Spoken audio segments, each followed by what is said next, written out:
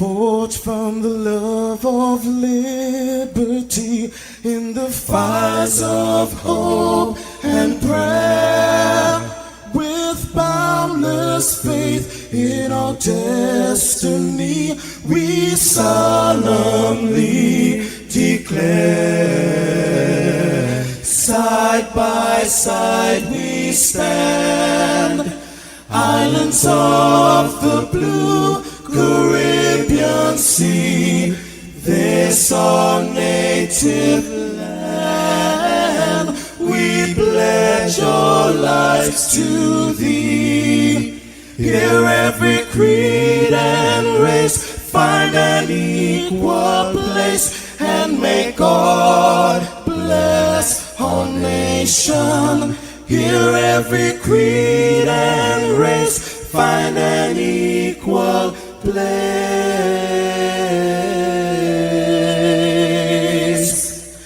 and may God bless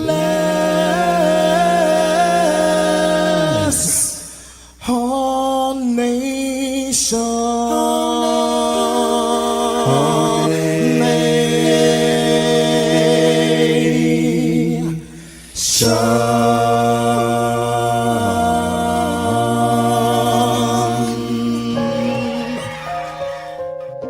Heavenly Father, we come before you at the start of this new day, giving thanks for life, for health, and the opportunity to serve through this station. We ask for your divine presence to guide us in all we do. Bless this broadcast, that it may be a source of inspiration, joy, and unity to all who tune in. Whether near or far, may our words uplift, our music heal, and our message bring light to those who need it most. We pray for our listeners wherever they may be. Grant them strength for the day ahead, peace in their hearts, and success in all they put their hands to. Cover those traveling with your protection and those at home with your comfort and provision. Lord, may everything we do bring honor to you and be a blessing to others. Guide our steps, bless our efforts, and let this station be a vessel of positivity and hope. In your name we pray.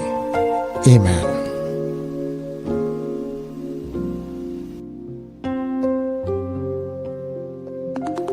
Your voice, your soundtrack, your station. New Era TT Radio, NETT Radio.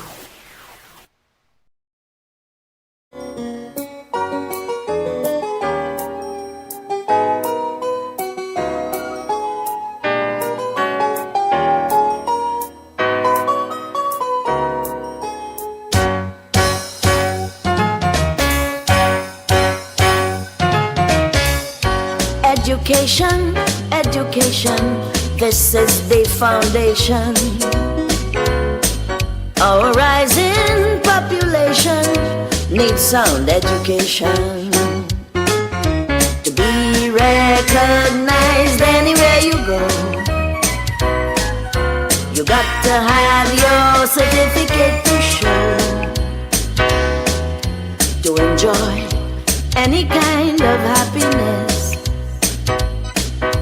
Knowledge is the key to success. Children go to school and learn well.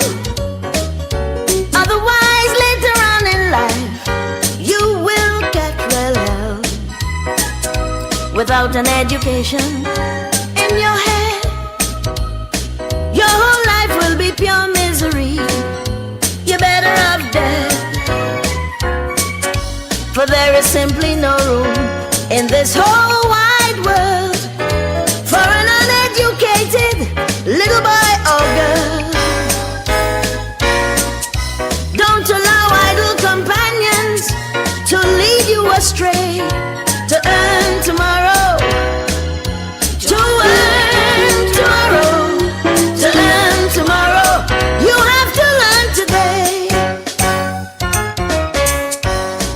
employment, yes, employment, you must be intelligent. It's essential, very essential, to have your credentials. But if you're black-headed like a moon, no one will employ a fool. You'll be the last one to be hired, and the very first in line to be fired.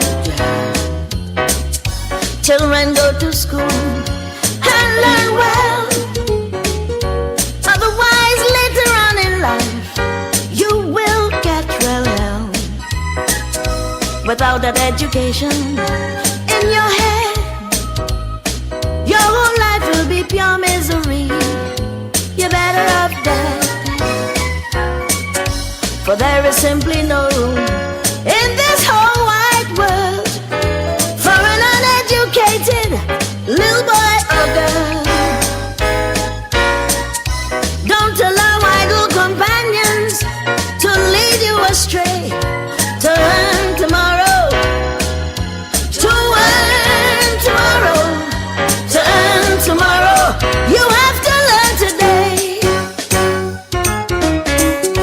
Illiteracy, illiteracy is man's greatest enemy. It's your duty, yes, your duty, stamp it out completely. Ignorance always impedes progress, that's right. Education saves you much distress. So learn, learn, learn, learn, learn as much as you can, for the nation's future is right there in your hands, yeah. Children go to school and learn well, otherwise later on in life you will get well hell. Without that education in your head, your whole life will be pure misery. You better up that, for there is simply no room in this whole wide world for an uneducated little boy or girl. Don't allow idle companions to lead you astray. To earn tomorrow, you will love yourself tomorrow. To earn tomorrow, you have to learn today. Wake up, rise up. It's the NETT Radio Breakfast Show, bringing you the energy, music and vibes to start your day right. Just secure it, just secure it. Don't ever ignore it. I tell you, it almost breaks my heart. Battles, come on. I have to jump in on a song like that, especially on a day like today. But good morning to you, Trinidad. Good morning to Tobago. Neighbors in the Caribbean, good day to you. And of course, our friends and family streaming all around this beautiful planet. It's up to you. We are so happy to have you here. Children Streaming out of the beautiful and learn well, gorgeous Twin Island Republic of Trinidad and Tobago. later on in life. It is New Era TT Radio, NETT Radio, Well hell. heartbeat of the Caribbean, and yes, we take you above and beyond each and every day. Such a pleasure to be in your company. Your whole life will be pure Let me say much thanks as always to the Heavenly Father for bringing us together for another day. And all that we do, dear God, let it be a blessing, honor to you. People, I'm yours truly, Sir Charles. Happy am I to be in this space with you. You will get well hell without an education. And I want to thank you very much for choosing and being with us here on New Era TT Radio, NETT Radio. Your life will be pure misery. A big day for almost 18,000 today. Our students who are getting ready for SE, you know, Learn well. under 2 hours, yeah. Later on in life, you will get well hell. Anyhow, let me welcome everybody to the breakfast show. Get up, it's the time to start the day. The breakfast show is here, we bring in the soca way. Yeah, yeah, yeah, yeah, yeah, yeah, yeah. Yeah, yeah, yeah, yeah, yeah, yeah, yeah. Wake up, it's a brand new dawn. breakfast show got the vibes turned on. From Morocco's Bay to the Savannah line, let's start the day in Caribbean prime. Oh, good vibes rolling through the air. The breakfast show, energy everywhere. We talk, we laugh, we make you think. Grab your double or your morning drink.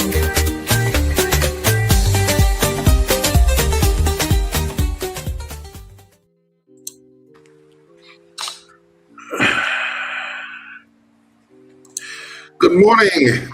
Good morning to our listeners and viewers wherever you are across the planet.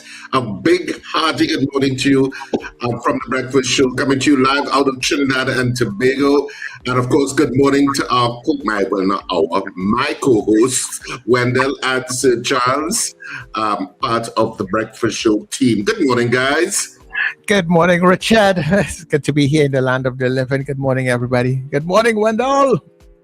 Yes, good morning, Richard. Good morning, Sir Charles. Good morning, Trinidad and Tobago. And good morning, listeners and viewers all over the globe.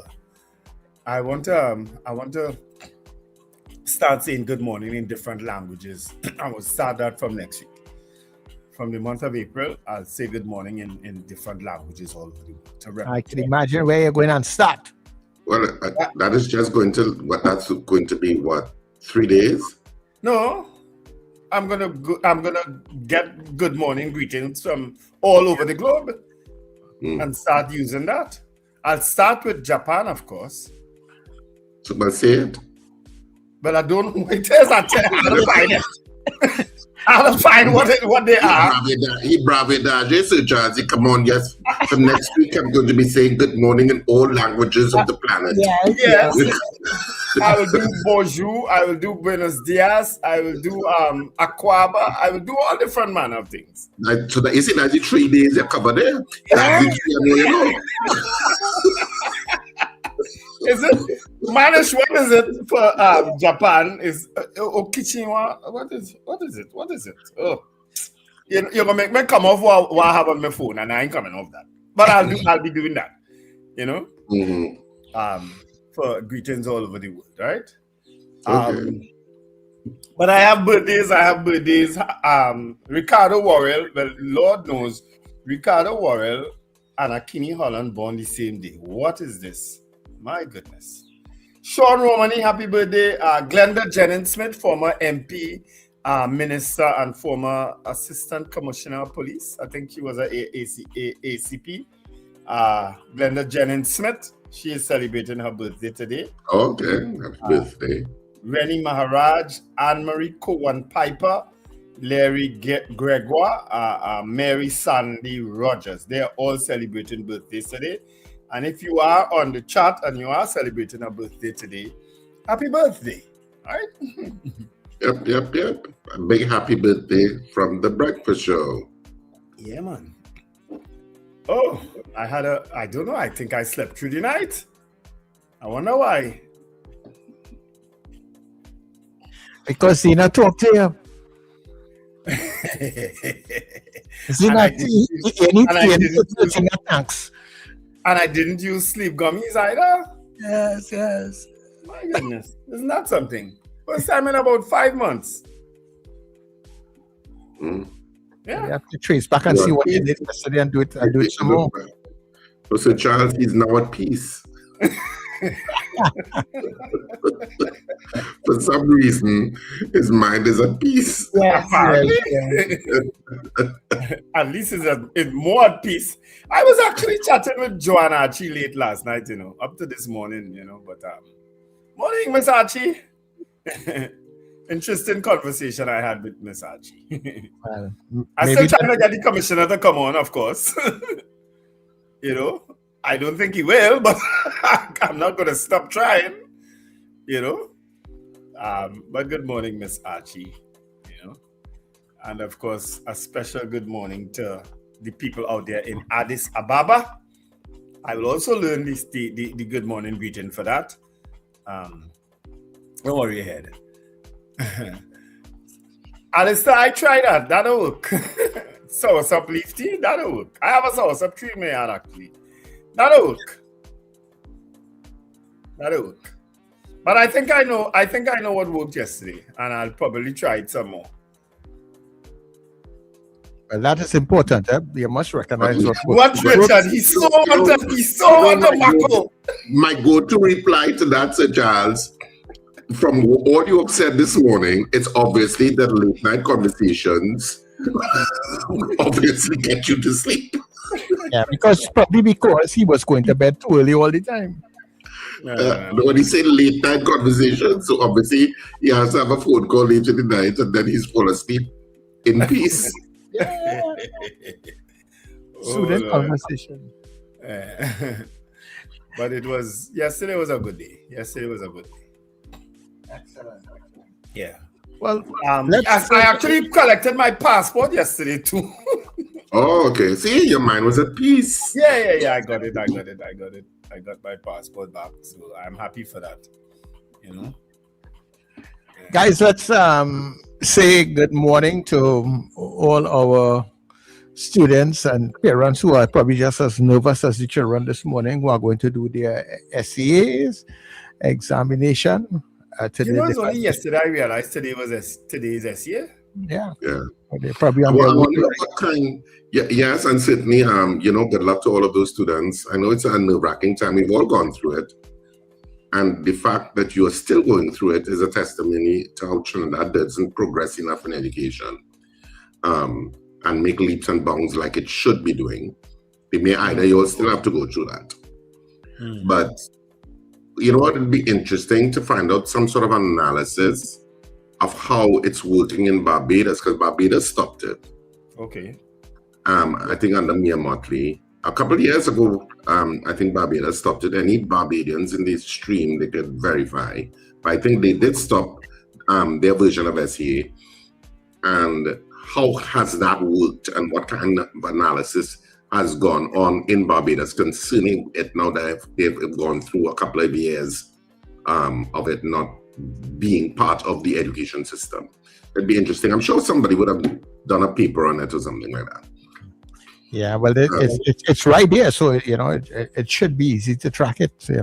You don't have to go too far to see if it's working, how it's working.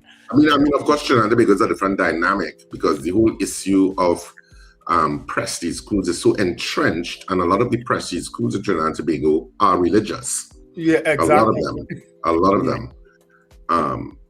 And so how would that work? I know because we have that special collaboration with religion as part of the education system, it's a different dynamic. But having to put children through this every single year is... The churches ain't giving up that 20%. They ain't giving that up. Yeah. And I don't know any government who has the testicular fortitude to tell the churches, no, we are not doing this anymore, we're doing this the other way. I mean, a lot of them will probably, I think a lot of them may go private, but I don't know. We don't know how to get to that point of having to eliminate that kind of exam so children don't have to go through that. And the whole issue, it always comes back to zoning, always comes back to that. Because zoning is mentally easier for children. They don't have to be up as early to commute. You can rationalize bus transportation or school bus transportation better when students are zoned. But it's a lot. And it's sometimes, I suppose, governments, it's just easier to leave it as is and say, you know what, as a headache, I'm bothering. And that's what I'm saying. None of them brave enough to do it. Yeah, they seem like that's too much headache. Yeah, clearly none of them brave enough to do it. And you know what people always say, I survived it, they could survive it. That's what's going on with my background today. It's just all over the place. I'm trying to adjust my camera thinking it's that, but every now and then my actual background is coming up. You all seen that? Or am I alone seeing that? You just seen slight pixelation. Yeah, I don't know what's going on this morning. But when you leave it like that, you're not really seeing it much. I've done nothing different, but every now and then I'm seeing my actual background coming up. Yeah. Anyway, I'll try to fix it. Well, Let's get into our guest this morning is Member of Parliament for San Fernando East, former Minister in the Ministry of Finance, Brian Manning. He will be our guest this morning to cover some political issues, and I guess that issue that came up with his wife, that of course the experts apologized for. So I don't know that it is an issue again, but maybe it'll still come up, So we'll get into him after. Did we get back? Did Ray Bradford still want to do a few minutes? I don't know. No. Okay. I mean, not that he doesn't want to, but I didn't get back to But him. you don't want him to. All right. No, cool. no. You stop that. You understand, Sir Charles? You don't have to hesitate. He set you up once, I said, so you're able with that. Yeah. I said, we understand. Okay. Am I being We understand, Sir Charles. You don't have to explain anything. You don't have to say sorry, Sir Charles. Why do I You do owe Ray that? Bradford one explanation. Yeah, Bad, yeah. as far as you're concerned, you get set up, you're able with that. You understand? No problem. We understand. So what I was going to say is that he did indicate that he may have been able to do such, but because we already had a guest inside today, I told him, well, we have You're to. telling the hell with him. I'm not doing it. No problem. It's not. No, we have to tell him, Sir Charles, go and sleep. You want to sleep? Sleep. You're tired, sleep. Oh Lord, eh? The views being expressed by these two that are not the views of Sir Charles. So anybody close to Mr. Rabbit, do not say that Sir Charles said it. All right, Wendell and Richard, these two cantankerous. Yeah, and that's a word I've heard followed while cantankerous. Sir Charles, by the way, you need, for the benefit of the listeners, because there are a few listeners one of them in particular, two of them, who've reached out to me who want to contribute to the station. They want to.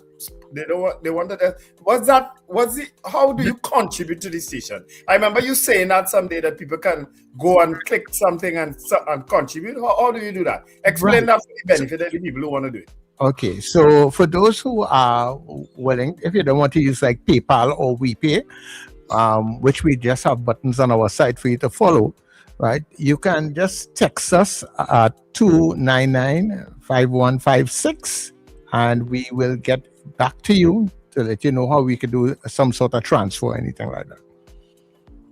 Right. So text 299-5156. 56. Just text the instructions if you want to make just say donate and we will get back to you. All right. Or you can use PayPal or WePay. Oh yeah, if you're so inclined and and you want to go that direction, people can do it through WePay or PayPal. Yeah, because I don't have permission to identify the person, but I know but these people have said that they are thoroughly entertained on a morning, entertained, informed, and educated on a morning, and they wanted to make a contribution. And that is so good. So thank you so much in advance, and we look forward to linking up with you. Right? You can send it to any one of our numbers actually. So whether you want to send it to 281-1315 or 29951, just put the word donate or just leave a message, and we will get back to you. And that message goes out to anyone else. Anybody else. Anybody. Even if it's $5 all you want to say. Yeah. So Charles, the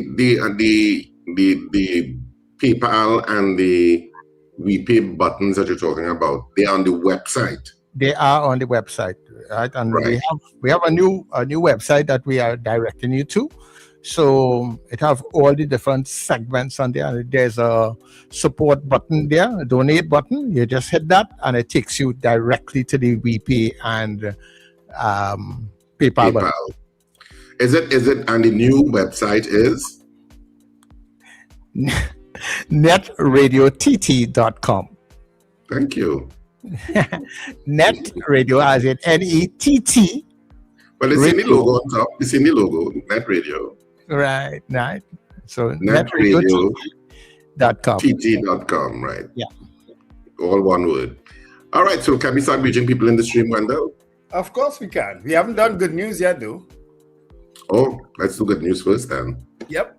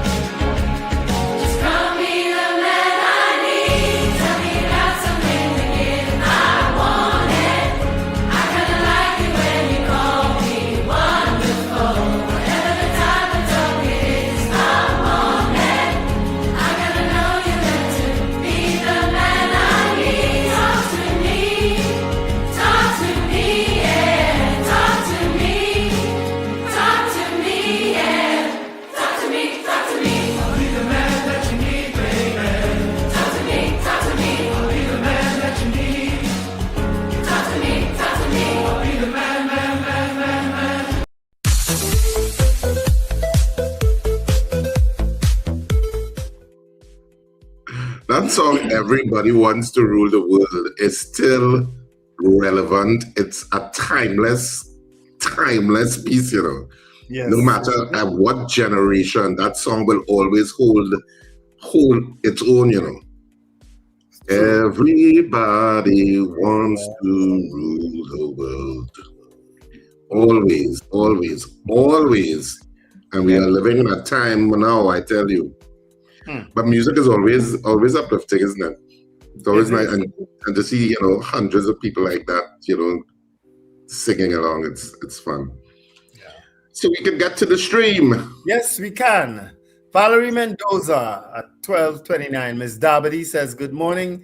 Beefy Smith out there in Goodwood, Tobago. Margaret Thomas, Odell Guy in Sangre Grande. Eunice Dublin.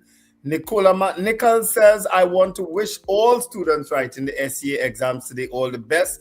Do your best. Be proud of yourself. It is your time to shine like only you can. All right. So that's a greeting from a teacher. I think she's a teacher. And Nicola, I think you are. Erica Charles also says, thank God for life. Congratulations, blessings and love to all the SEA children who made it to this chapter in life. Marcia Rock sends good morning. She's all there in Orlando, Florida. Pamela O'Connor, I think from Rio Claro, if my memory serves me right. Norris Ferguson from Buena Vista. Boy Bidesi from Debe. Diane Payne. Marlon Motley from North Valsane. Good morning, Marlon. Sorry, Apollonus Ilarizan. I think he said where he was from recently. You know? Ilarizan, I can't remember. Maria Cellier, Sherwin and Juliet Kerr from Arima. I hope the kids do well today for SEA. My daughter Sadia is sitting the exam, so all the best of luck to Sadia Ali. I think I got that correct. Kathy Ann Charles says, good morning to the Breakfast Show. Wishing everyone a wonderful day. All the best to the SEA students. And a special good morning to Arlene out there in Bronxville, Texas. Deborah Noel Surratt, Felix Kazo, Also sends greetings to the SEA students, Manuela Peters, Bernadette and Nelicia Yates, Brent Hackshaw, Ingrid from Tucson, Arizona, who got up at 3 a.m. today, Robert Taylor from Fernandina Beach, Carol Guevara from Chaguanas, Carla Hercules, Elizabeth, that's Suzette Jessup, if my memory serves me right. Debbie Modest and Elizabeth also sends greetings from Suzanne, Suzette, and Mrs. Gemma. Kurt Hope from Nashville, Tennessee. The Slimy Show says, what's up? Rena Budu Jennings, morning. Rena is... Anyway, Claire Lendor Rollins, Gavin Frank. The Slimy Show, I don't know, you're referring back to Rena. Prabha Ramdial, good morning. Slimy, I don't ever miss your podcast. So Slimy does have a podcast. So I don't know who that. We don't know about that. We had to find out about that, Slimy. Michael Granderson, that's Sankofa, say divine greetings, everyone, especially our exam children. Ian Stewart, Lester Cragwell, Mrs. R is up bright and early. Amanda. Good morning, Mrs. R. Amanda and Damian Edwin also sending greetings to Richard Wendell and to Charles. Good morning, cuz. Good morning, Amanda and Damian. Alyssa Hart, good morning. Pay attention to the 3 countries who voted against and the 52 countries that abstain against the UN recognition about the Atlantic slave trade. I didn't see that. Well, okay. I didn't see that actually. That's interesting. Can you send a link or something, Alistair? Yeah. But everybody has Wendell. Everybody has Wendell number, so you could send it to Wendell. Yeah, true. You know, I gave out my number publicly on the show morning. I got a message from someone almost immediately. Deborah Noel Surratt is laughing. The Slimy Show Trinidad is part of the coalition. What coalition? Okay. Wendell drinks salsa, please. Helen Prescott says good morning. Let me get some new people now. Adana Blackman, Kerwin Duke, David McCarthy, good morning. And David McCarthy, once again, thanks to you and your brother Russell. CJ from New York, good morning, everyone. Have a wonderful day. Julia Samantha, Trini Merle Kitchen, Apollonius, to all children who write in SE exams today, I ask God to give them knowledge, wisdom, and understanding to get through. Margarita Chow says good morning. Wayne Ramsey, Pamela Grimshaw says happy 59th anniversary to my husband and yourself. Wow. Oh my God. That certainly deserves a congratulations and an applause. Yeah, if so Charles was quick on the draw, if Charles was quick on the draw, we'd be getting applause all now. If he was by his mic.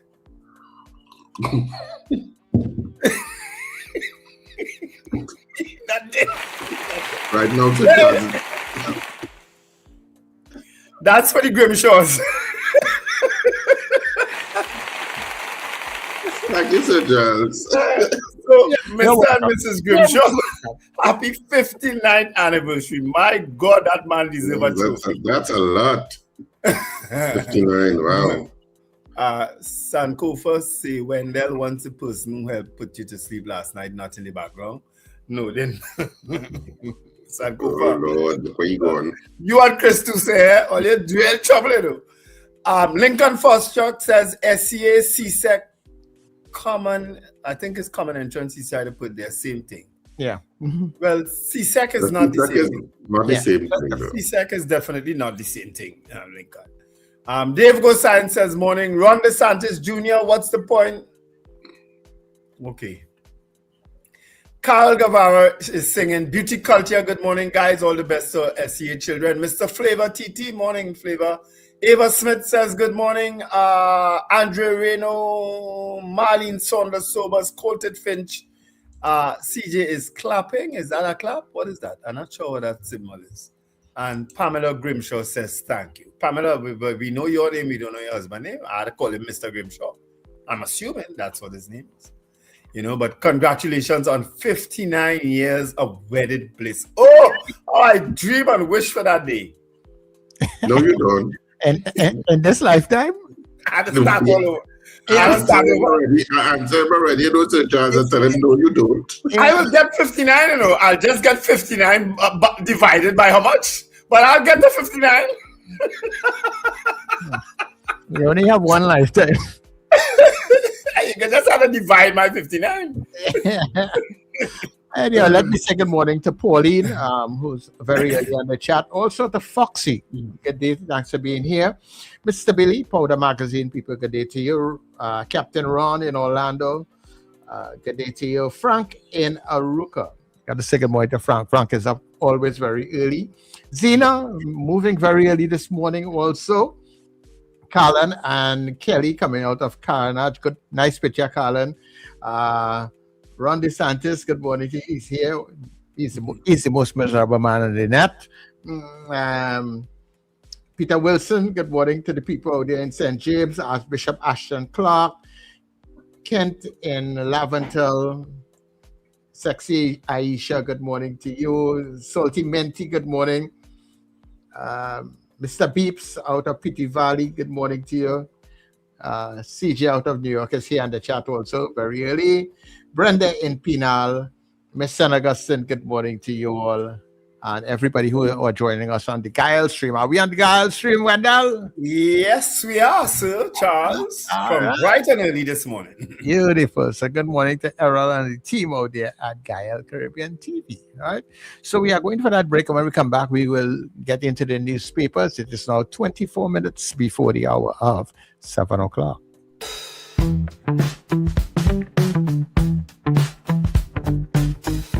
S&H Rumbox, 137 Western Main Road, St. James, for all your retail and wholesale needs for alcohol and non-alcoholic beverages. Call us at 686-0599 or visit us at 137 Western Main Road, St. James. S&H Rumbox, drinking out of the box. Save more now at Furniture Plus. Get a pair of pillows for only $49, queen mattresses from $7.99, free gifts with select purchases, plus extra discounts on higher purchase plans. Hurry, visit any Furniture Plus showroom today.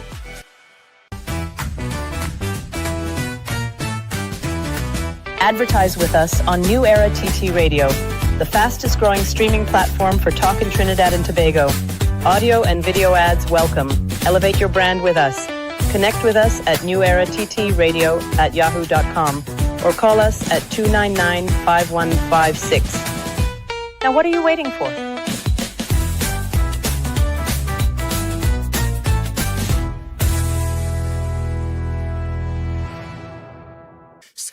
Now, due to phenomenal public demand, Scandal in Cedrus now comes to Cipriani College for 2 nights only. Saturday the 28th of March at 8:30 p.m. and Sunday the 29th at 6:30 p.m. This is theater at its finest and funniest. Don't miss it. Box office opens at Cipriani College on Monday the 23rd of March, 12 noon to 6 p.m. daily. Tickets available now at usual outlets and online. Scandal in Cedrus, Cipriani College. We come in. Scandal in Cedrus. All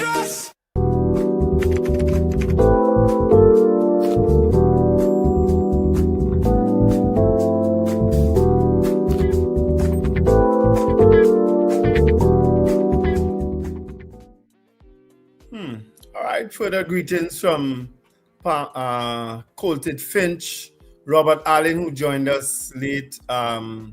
Alistair Hart said, I make 15 and gave up. And Michael Robinson from Yokohama, Japan, who I also chatted with very early this morning. Well, my early and his late.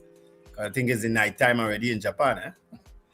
All right, so those are our greetings, and we go straight into news headlines. Today, of course, is Thursday, March 26th.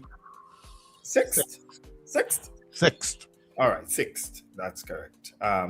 Almost the anniversary of the death of our founding father, Eric Williams. He died on March 29th, if my memory serves me right. Anaramda, what's wrong with me? Prime Minister Kamala Persad-Bissessar is not supporting the return of, I think, Dr. Carla Barnett as CARICOM Secretary General. Of course, she was very critical of her without calling her name at that last CARICOM summit.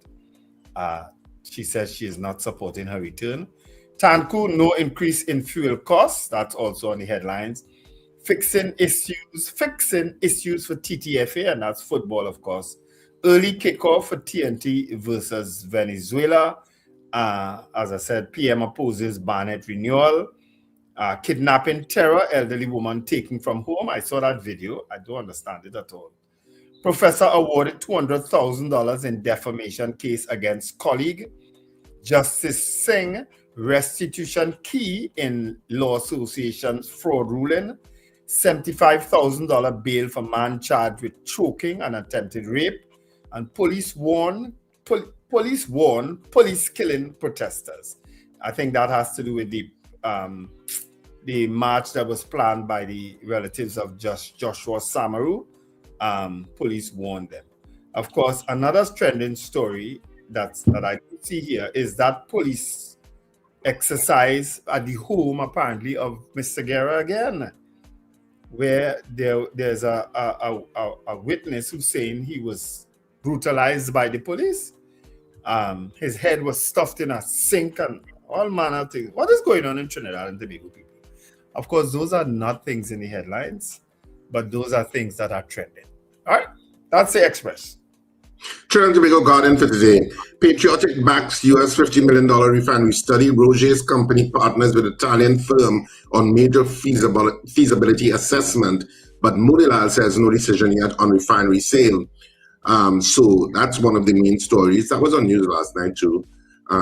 And the US $50 million, and I think there was a query as to where they were getting the funding, and they said they had investors that will be made more transparent as time progresses. But the Ministry of Energy is not committing to it. And that will be a bacchanal if Petro-Trin is not considered. I mean, if the OWTU is not considered seriously. Remember, they partnered with this government. Yes. And that would have been part of their intent, that they would want to be the first ever trade union run refinery anywhere on the planet, as far as I'm aware. And Augustine and PM to discuss path to Tobago self-rule. Marvin, one scourge fired over Garrett ties. Grandy killings prompt heightened police operations. TTPS says crime has dropped sharply in the first 21 days of SOE. So says the TTPS, which is good news. And I mean, once it's true, and I have to assume it's true. Answer McCall sees growth in revenue, profit before tax. Moonilal discusses Mento and Coconut with EOG resources. DAS threatens legal action over salary report. TNT questions re-election of CARICOM Secretary General Barnett. And in sports, King wants to be brave against Venezuela. So national coach Derek King intends to be brave in attack and defensively organized when his team takes on Venezuela on March 27th in his team's opening match of the FIFA series at the Pak Matokor Central Stadium in Tashkent, Uzbekistan. Sorry. Uzbekistan. Oh, you are the pronouncer. Yes. Okay, I will show you up. Uzbekistan. Don't go on that road. You open that road, it will be a war. Let me go. And first of all, it's not levy war. It's let us go to war. Well, all right. Let us go to war. That is the police commissioner Gary Griffith there, Yeah, that is it. St. Joseph Convent lead charge as National School Hoops tip-off in Pleasantville. I didn't know there was a National Schools Hoops. I didn't know that existed. Hoops. Basketball. Yeah.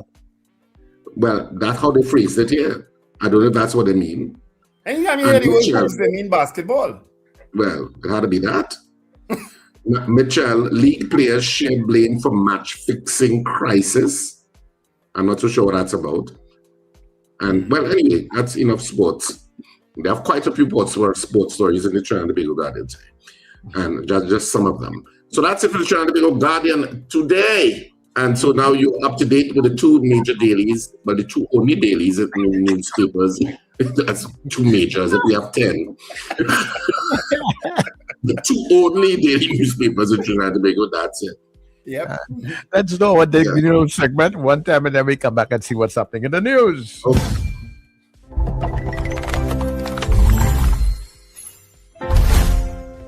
If your dog's doing this, it's not funny. It's a serious red flag. After 30 years in top vet clinics, I've learned to watch for subtle signs because they're usually the first clue that something's off inside. Loud snoring. This isn't normal. It often means inflammation in the throat or excess weight pressing on airways. One of the easiest fixes is boiled zucchini. It's full of potassium, hydrates the tissues, and naturally reduces swelling without meds, suddenly ignoring food. If your dog starts skipping meals or sniffing and walking away, it's rarely picky eating. It usually means their gut is off or the liver is under stress. I always start with boiled beetroot. It supports the liver, improves bile flow, and usually brings the appetite back in days. Excessive licking, especially paws. It looks innocent, but it's often a sign of gut imbalance, anxiety, or allergies. What I've seen work best is plain oats. They calm the gut lining and reduce the internal irritation that leads to compulsive licking, weird poop, or soft stools all the time. If you've normalized messy poop, you shouldn't. It tells you exactly what's happening inside your dog's gut. The simplest fix I recommend is boiled sweet potato. It binds loose stools and nourishes the gut without causing more upset. When your dog just isn't acting like themselves, they're not excited. They don't greet you like before. They just lie around. Most owners wait, but I've seen this moment too many times, and I always say, support their body before it fully crashes. That's why I recommend starting collagen early. Not just for joints, but for their immune system, digestion, nails, energy, and skin. Tele collagen is the only one I use. Clean, grass-fed, easy to mix into food, and I've seen it bring dogs back to life. You'll find it on Amazon. I left the exact one I trust in my bio, so it's easy to find. Comment your dog's weird symptom. I'll tell you what it might really mean.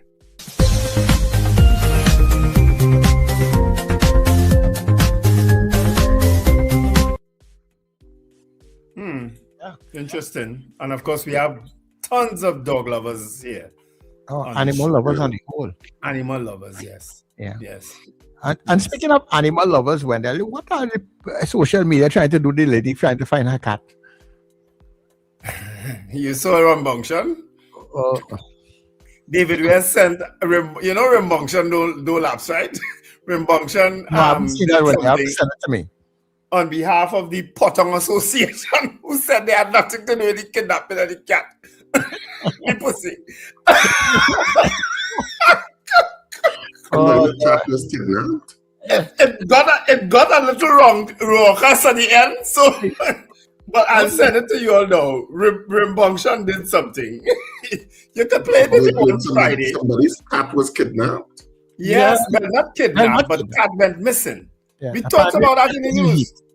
A Persian cat that was in heat disappeared. The woman's father left the door open, and the cat ran out. And she has offered a $10,000 reward to find back the cat.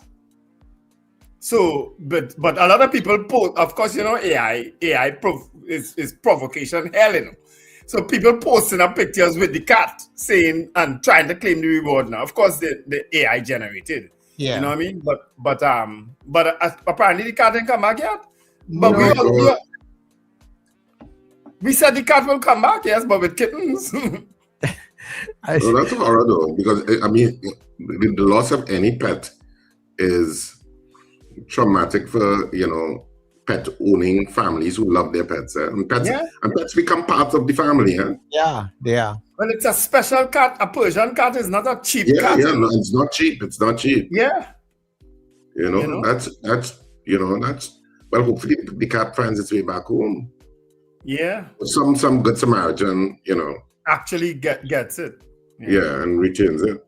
But everything in Trinidad and Tobago, somebody comes up with some kind of meme or some kind of calypso or some kind of anything. Well, so Rambunctian came up with this thing. I just sent it to you all. Yeah. So good to see David Ways. Yeah, somebody had sent me something with Blakey hold the pussycat and all kind of thing. Oh my God! All the people are in serious distress against animals. Yeah, people like it's not easy to lose an animal. Nope. I mean, yeah.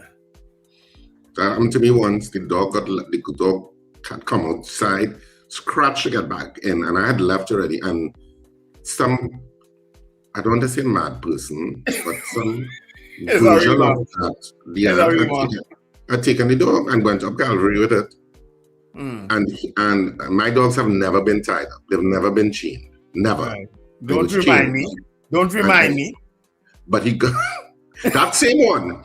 and he got away somehow, and somebody else found him. But he has a tag that says where the owners are, basically. Right. And they brought him back.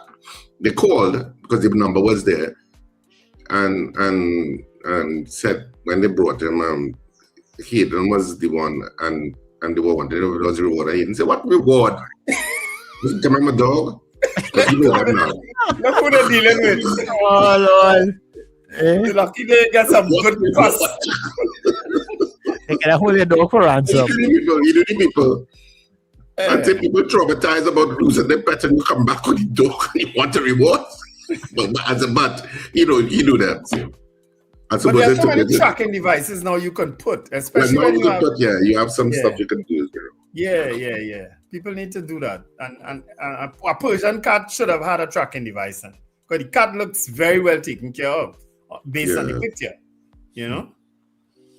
But I hope she gets it back, you know. It's not easy to lose a cat now. But a pet. Yeah. Poll for the day, Wendell. Oh, shucks. Yeah. I don't know what was in the news that they were going to poll, but I saw that Ron had put up something about the Atlantic slave trade. In the not Ron, it was Alistair Hart, didn't he? No, Ron DeSantis said something about the slave trade in the stream. Was it Ron? No, Alistair Hart mentioned it, that certain countries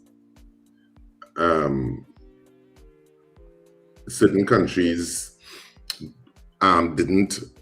52 countries abstained or something like that. Alistair had to send us. Oh, you mean Ron's response to Alistair? I'm seeing that. I think that person has some issues. Right. So this is it here. I think this is it here. Yeah, that's it. What's the point or purpose? Every creed, every race, creed, or culture practiced slavery, even by Africans themselves who conquered other tribes. Arabs also heavily involved. And Ron DeSantis, you are right that slavery has been a part of human existence on massive, brutal scales prior to the Atlantic slave trade. But the difference is that the Atlantic slave trade is the largest historical forced migration of human beings of one race from one continent to across to the Western Hemisphere, basically. But it's the largest migration that was racially centered and caused the generations of people being looked at as chattel, which in furtherance historically created systems that perpetuated that chattel category that generations today even suffer. And that's one of the major fundamental differences why the Atlantic slave trade is considered a unique experience in terms of human history. There was brutality and mass slavery throughout human history, but the Atlantic slave trade has its own particular component that historians see differently because of that forced migration, because of the chattel classification. You were property, you weren't regarded as human beings at all, and that it was racially very centric, racially one race, and what it meant for generations to come. You think Ron, who comes across as somebody who is well read and so on, don't know that? You think he don't know that? You have to explain all that then? Well, I can't assume people know anything when no, you can't assume. You have to. So Ron, if you didn't hear Richard just now, play back the program later and just keep listening to that part with Richard talking to you, right? Yeah, so it's considered different. I'm not saying that there weren't slaves throughout human history, because human beings, can be nasty and horrible. And we still are. And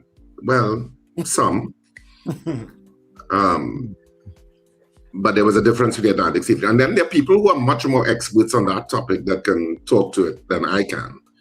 But it's considered different in terms of how historians look at the Atlantic slave trade and what it meant.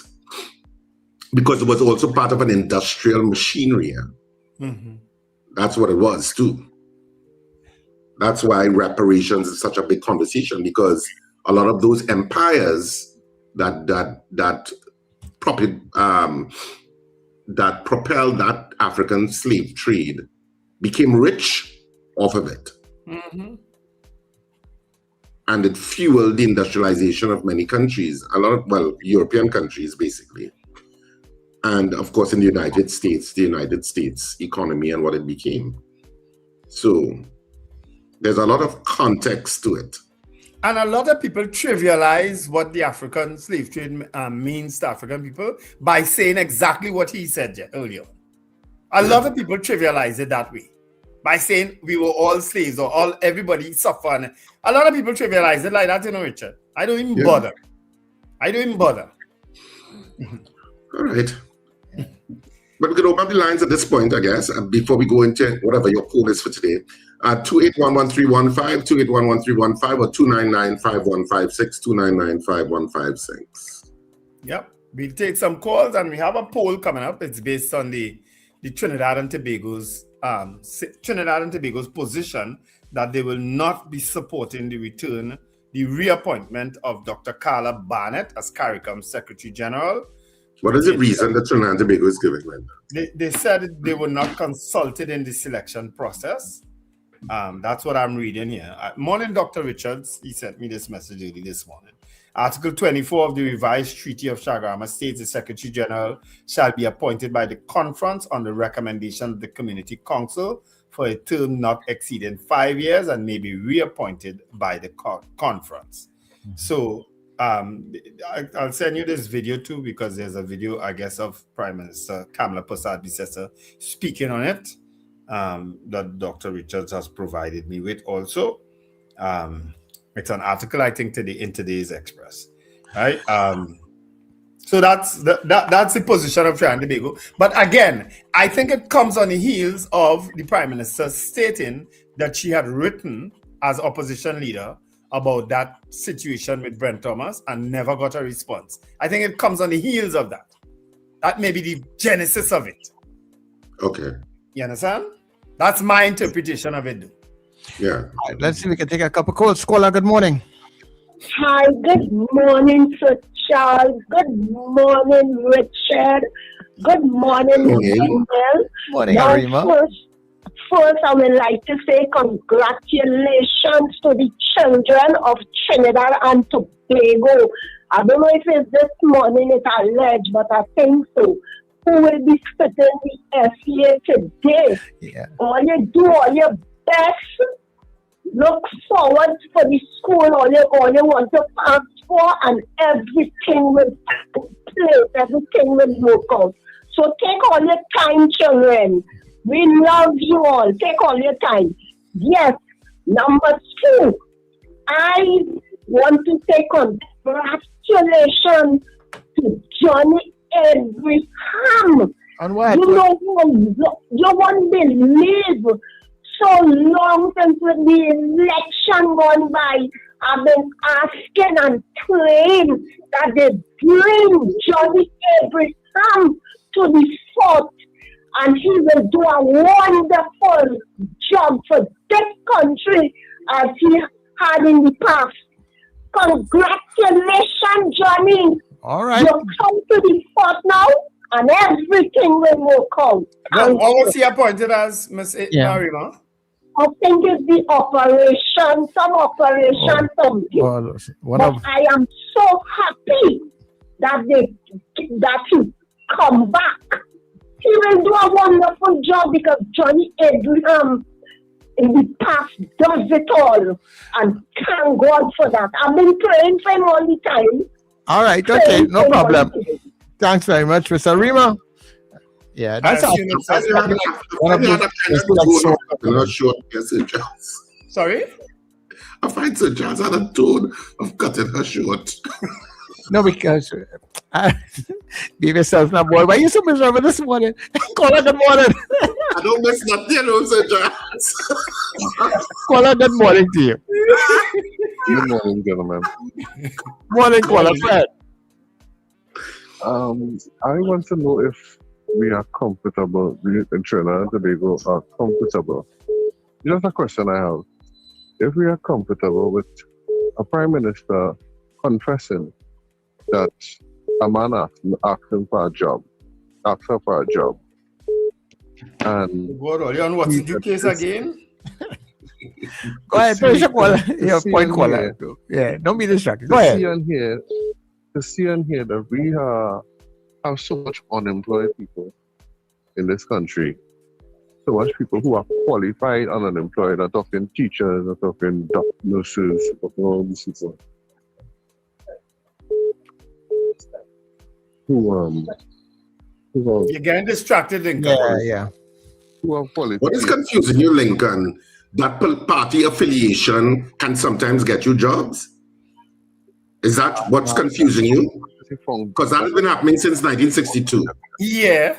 So I don't understand what's confusing you. Hold on, Richard. What is confusing me is that when you look at Shalida's qualification and you look at what's Luke's qualification for the same job, it has to be glaring to you that it all right. Where you living? The party affiliation. Where you from? Is it the same job? I worry now. It's the same job in the same company? He takes some tablets this morning. I don't know. He even talking slow like Mr. Rima. Yeah, he even talking less energized. He almost talking Zinglish. He almost talking Zinglish. We're talking after 7. Like you're underneath a blanket or some kind of thing. I don't know. He's in a position he doesn't sound like he can really express himself properly. Like he's sneaking a call, Yeah. Like he might get a over his head or something this morning. What the hell I hear? That ain't no one. Myself, eh? When they call it, let's go home. Yeah, should things be should Trinidad and Tobago operate as a meritocracy? Absolutely. Do we fall short all the time? Absolutely. Absolutely all the time. Good. Anyway, our poll is up, people. It is. Do you expect a further split in CARICOM as a result of Trinidad and Tobago not supporting the return of the Secretary General? Yes or no? Dr. Carla Barnett has been, well... That's a good poll, Wendell. That's a good poll. Yeah. I always have good polls. I don't understand that statement. And with that, we go to the news at 7. Thank you, Sir Charles.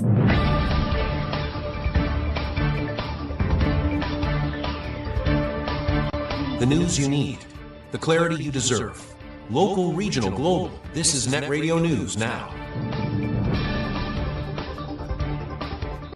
This is News Now for Thursday, the 26th of March, on New Era TT Radio, NETT Radio, and Gael TV. I'm Derek McMillan. Thank you for joining us. Prime Minister Kamla Prasad Bisesar and Education Minister Dr. Michael Dowleth say all is in place for the smooth conduct of the secondary entrance assessment, as thousands of students prepare to write the exam on today. An estimated 17,937 students across Trinidad and Tobago are expected to sit the examination at centers nationwide. The Prime Minister is extending best wishes to candidates, encouraging them to remain calm and confident, while assuring that measures are in place to ensure a safe and orderly process. Meanwhile, the Education Minister says all arrangements are ready, despite concerns raised about outstanding payments to supervisors. He says he is not aware of any planned disruption, noting that supervisors and curriculum officers continue to carry out their duties. Officials say all key personnel remain committed to ensuring the successful administration of the examination. All success to all our students. The Trinidad and Tobago Police Service is warning persons planning protests over police killings to follow legal requirements. The warning comes amid ongoing demonstrations linked to the death of 31-year-old Joshua Samaru, who was shot by police during an incident in St. Augustine in January. A series of protests under the banner 19 Bullets, 19 Protests is continuing. In a statement, the TTPS says it respects the right to peaceful assembly, but stressed that protests near police stations must comply with the law. Officials say permits are required for public marches, and gatherings must remain orderly and not disrupt police operations. The service adds that any activity posing safety risks or obstructing facilities could result in police intervention. Authorities are urging organizers to cooperate to ensure public safety. A former accountant at the Law Association of Trinidad and Tobago has been fined $50,000 after pleading guilty to larceny and multiple money laundering offenses. 41-year-old Randall Sahadeo admitted to directing fraudulent payments to a company he owned while employed at the association between 2022 and 2023. The court heard that he authorized checks and transfers for work that was never done, with losses initially estimated at over $300,000. In sentencing, the High Court described the offenses as serious, but ruled against imprisonment, citing his guilty plea, lack of prior convictions, and efforts to repay the funds. The court noted that Sahadeo has entered into an agreement to repay the money and is making monthly payments. He has been given 1 year to pay the fines or face prison time in default. A 22-year-old man has been granted bail after appearing in court charged with attempted rape and choking with intent. The accused was granted $75,000 bail with a surety and ordered to remain at his Barrackpore home until his next court date in April. Police say the incident occurred on March 20th, when the suspect allegedly attacked a woman at her home. The victim managed to escape and raise an alarm, causing the suspect to flee. In a separate matter, a new grant man has been awarded over $250,000 in damages after the High Court found he was unlawfully arrested and beaten by police. The court ruled that officers used excessive force, fabricated evidence, and acted maliciously in the 2017 incident. The award includes compensation for false imprisonment, assault, and malicious prosecution.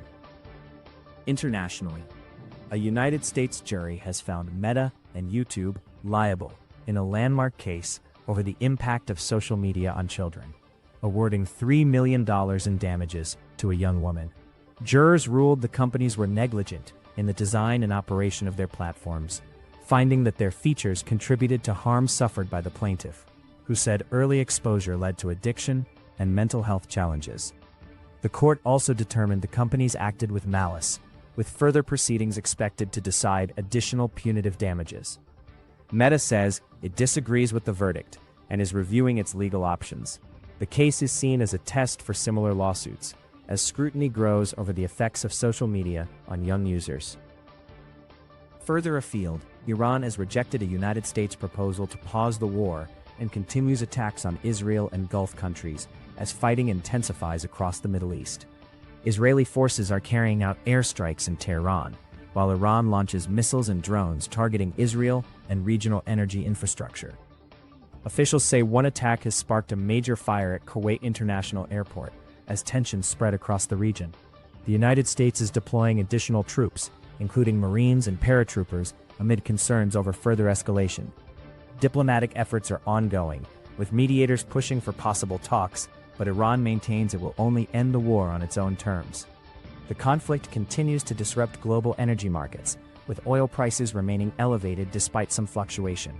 Casualties are rising across multiple countries as the situation remains volatile. And that is news at this time. Thank you for listening. That was news now. Stay informed with New Era TT Radio, NETT Radio.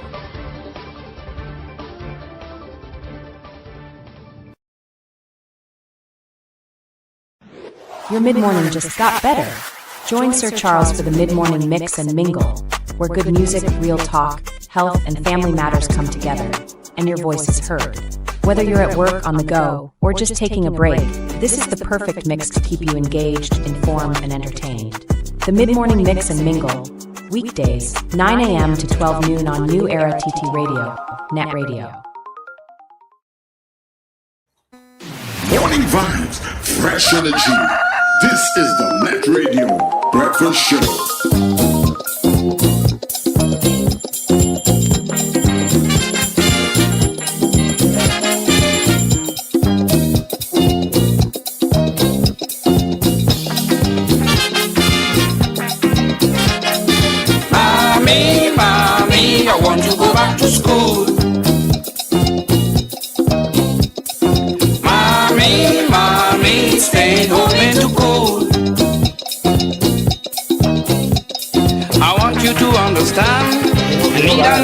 education. I want to learn to be fan, be a Calypsonian.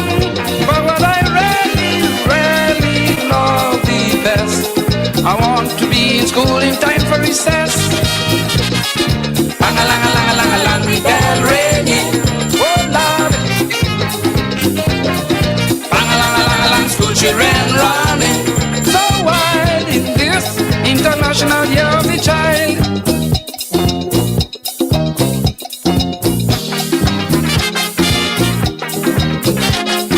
Mommy, mommy, I have to go to school. Mommy, mommy, I want to learn the rules. To become a great athlete, to stand on my own 2 feet, I could learn to brush my teeth, just like on Sesame Street. But what I love in school the most as man is to stay with teacher Beulah in detention. Bang-a-lang-a-lang-a-lang, the bell ringing, oh Lord. Bang-a-lang-a-lang-a-lang, school children running so wild in this International Year of the Child.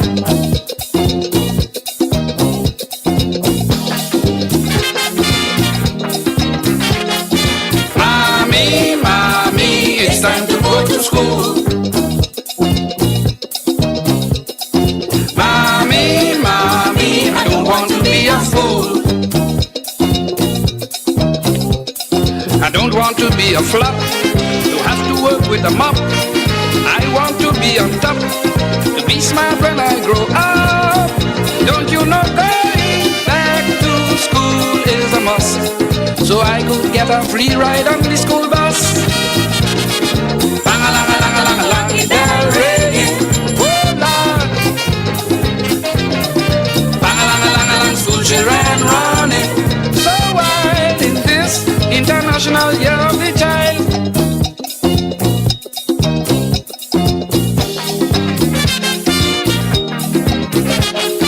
Mommy, mommy, I'm going to school right away.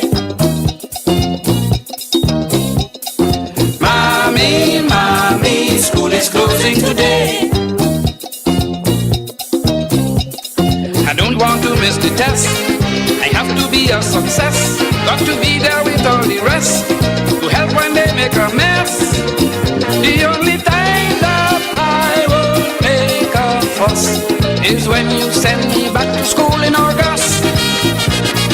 Bang-a-lang-a-lang-a-lang-a-lang, the bell ringing, oh Lord. Bang-a-lang-a-lang-a-lang, school children running so wild in this International Year of the Child.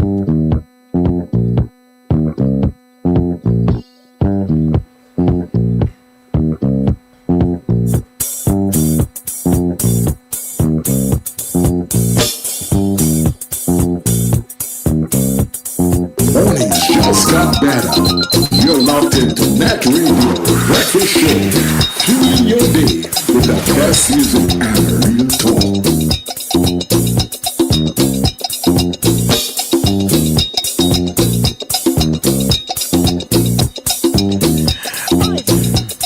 Okay, everybody, and of course, welcome inside of the second hour of the breakfast show. The well bacchanal hour is right here, right now. Welcome inside the second hour. Of course, you are listening to the breakfast show. It's coming to you on New Era TT Radio, NETT Radio, and Gaia Caribbean TV. Of course, you're also picking us up on YouTube, Facebook, and of course, tune in. Remember our new links and handles, like especially where our social media is concerned. You get us on NETT Radio Trinidad, NETT Radio Trinidad, and that way you'll be able to get us on Facebook, YouTube, Instagram, also on TuneIn, so you can listen to us on all of your Google and smart devices like Alexa and Siri, right? Give them that command.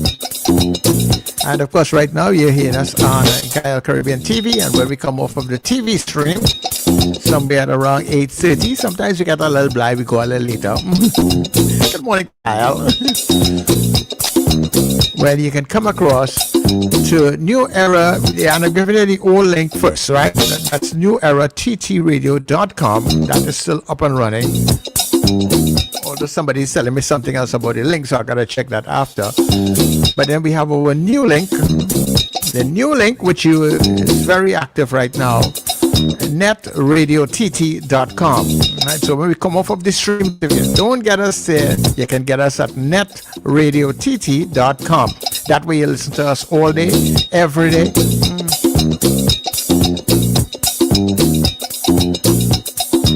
So before we get back to the session, of course, remember our morning poll is up. The question we are asking you, do you expect further split in CARICOM as a result of Trinidad and Tobago not supporting the return of the Secretary General? So you're voting yes or no? And when we come back, we'll tell you how you voted, right? But yes or no first, and everything on anything else after that. And once again, to all our SEA students, they are probably settling in right about now. The exam starts at around 8:30 this morning and will run until about 1:30. And then you go pick up your children and you take them to all your favorite spots where they can eat and drink all the things that they want. And you get to breathe a sigh of relief, all right? So stay with us. When we come back, we'll tell you how you voted. Now, due to phenomenal public demand, Scandal in Cedrus now comes to Cipriani College for 2 nights only. Saturday the 28th of March at 8:30 p.m. and Sunday the 29th at 6:30 p.m. This is theater at its finest and funniest. Don't miss it. Box office opens at Cipriani College on Monday the 23rd of March, 12 noon to 6 p.m. daily. Tickets available now at usual outlets and online. Scandal in Cedrus, Cipriani College, we come in. Scandal in Cedrus. Save more now at Furniture Plus. Get a pair of pillows for only $49, queen mattresses from $7.99, free gifts with select purchases, plus extra discounts on higher purchase plans. Hurry, visit any Furniture Plus showroom today.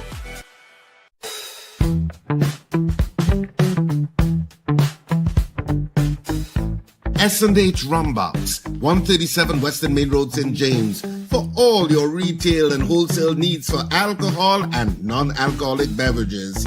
Call us at 686-0599 or visit us at 137 Western Main Road, St. James. S&H Rumbox, drinking out of the box.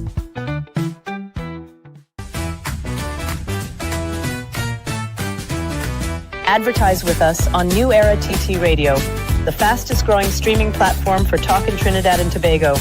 Audio and video ads welcome. Elevate your brand with us. Connect with us at newerattradio@yahoo.com or call us at 299-5156. Now what are you waiting for?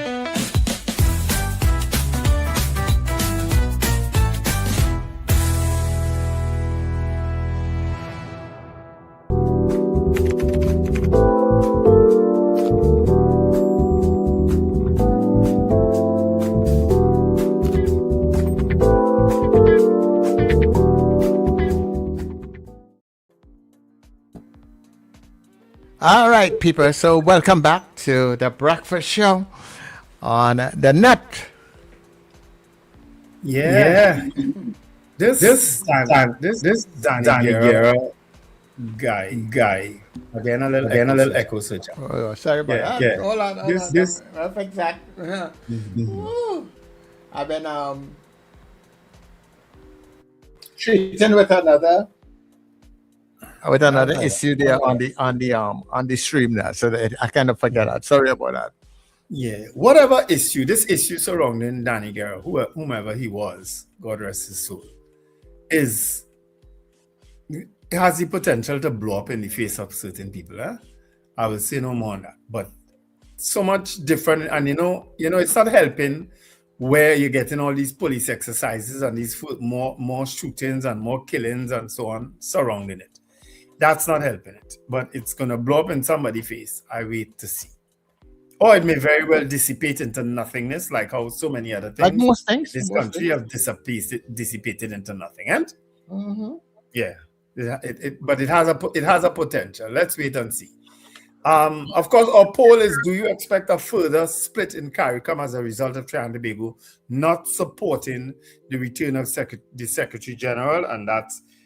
And it says, the article says Prime Minister Kamala Persad-Bissessar says she does not support the reappointment of CARICOM Secretary General Dr. Carla Barnett, and that Trinidad and Tobago will be reducing its financial contribution to the regional group.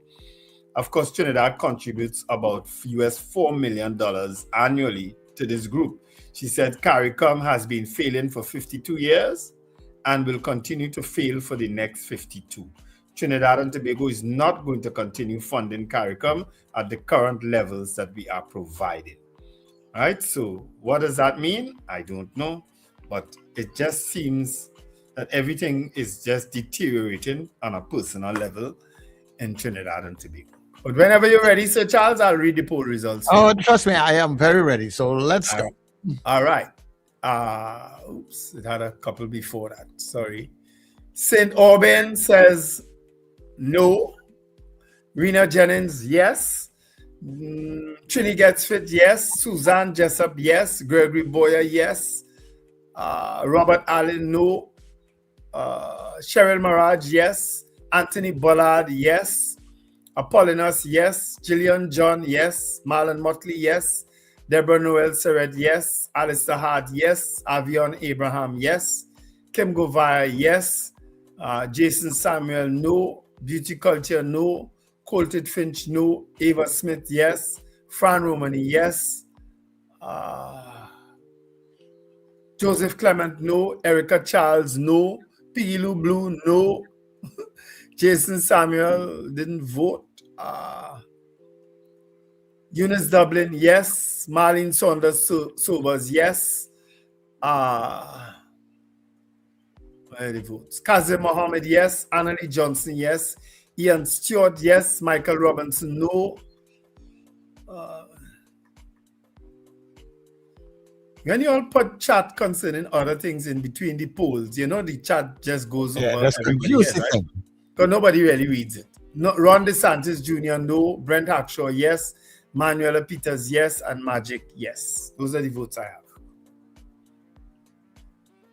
Wow. So if you all are actually responding to some other matter that we would have raised, it's going to go on the wayside. Don't interrupt the poll when you want to put another comment, right?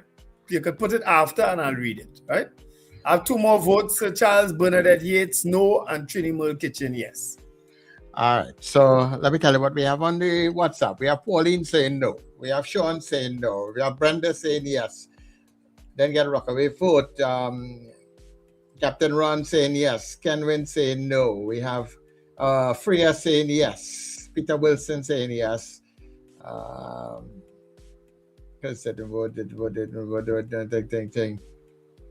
And Foxy saying no. All right, so that's what we have. Any others on your side? Yes, I have three more. Crystal Stevenson says yes.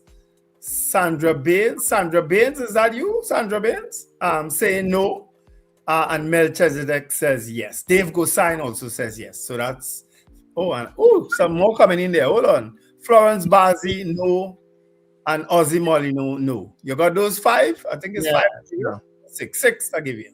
Yeah. Right. Those are the votes that we have. All right. So we have 60 people on the chat voting this morning. 45 of you said yes, you expect that there will be further divisions, and 15 of you said no, there will be no further divisions. So that's the way our poll saw it this morning. Yeah. 60 of you on the. Well, let's talk about the number this morning. What was the vote numbers, Sir Charles? Was he split? Right. So we have 45 saying yes and 15 saying no. Yeah, I don't know why it's no secret, as Richard continues to say, that Ms. Persad-Bissessar is an admirer of Donald Trump, and she's following his playbook in terms of how she governs this time around, as she says, Kamala 2.0. And we have Trump 1000.0. You understand? So it's clear that she is taking a position that is combative in nature, in terms of how she governs this time around. I don't know if it will work for her. Maybe it will, maybe it won't. But as the time will tell. The big test will come when people go back to the polls, because Donald Trump, I'm sure he is concerned about his midterm that's coming up this year. Yeah, it should be. Yeah. But guess what? That doesn't change the presidency, and it won't change, even if people pour it in Trinidad and Tobago, it won't change the prime ministership, because the election process is strictly at the behest of a prime minister, whomever he or she is. You understand? So the public... time-wise you're talking about? Huh? Like time-wise you're talking about? So and that sort of thing. Yeah, it's not going to change it. I mean, you have to deal with it for the next 4 years, 4+ years. Yeah, so, they don't have things to like a midterm to shackle it and that sort of thing. No, and with state of emergencies looking like they're going to exist for quite a while, people are still apprehensive as to how they show their angst on certain issues, and that's the reality of life in Trinidad and Tobago. Good for you. The more I keep away from here, the better. I'll still do the program though. Even though you are away from here, you are still here, Yeah. Don't remind me, You understand? At the end of the day, I mean, you have interest here, When I go to Japan, I had to get up in the middle of the night to do the show, Yeah, I might be disturbing something or somebody, and I had to say, I had to do a show, You had to go down and manage basement. Yeah, you had to go down in the basement. I hope manage have a basement. I had to go out on the balcony. Next thing, all the neighbors in close to manage and Richard in the morning, and you rambling. Oh my word. Anyhow, before we get into our guest, because our guest is already in the green room, so we come with our guest just now. And so the person who wanted to find out about the support, you can just as you text right now, just text, and we will get back to you. Right? If you don't want to use the PayPal or the VPay, just text to 299-5156 or 281-1315, and just put in the word donate, so we'll know what's going on, and we will get back to you to help you through the process. Yeah? All right. So Wendell, let's get into our Let's Talk segment. Let's do that. Yeah.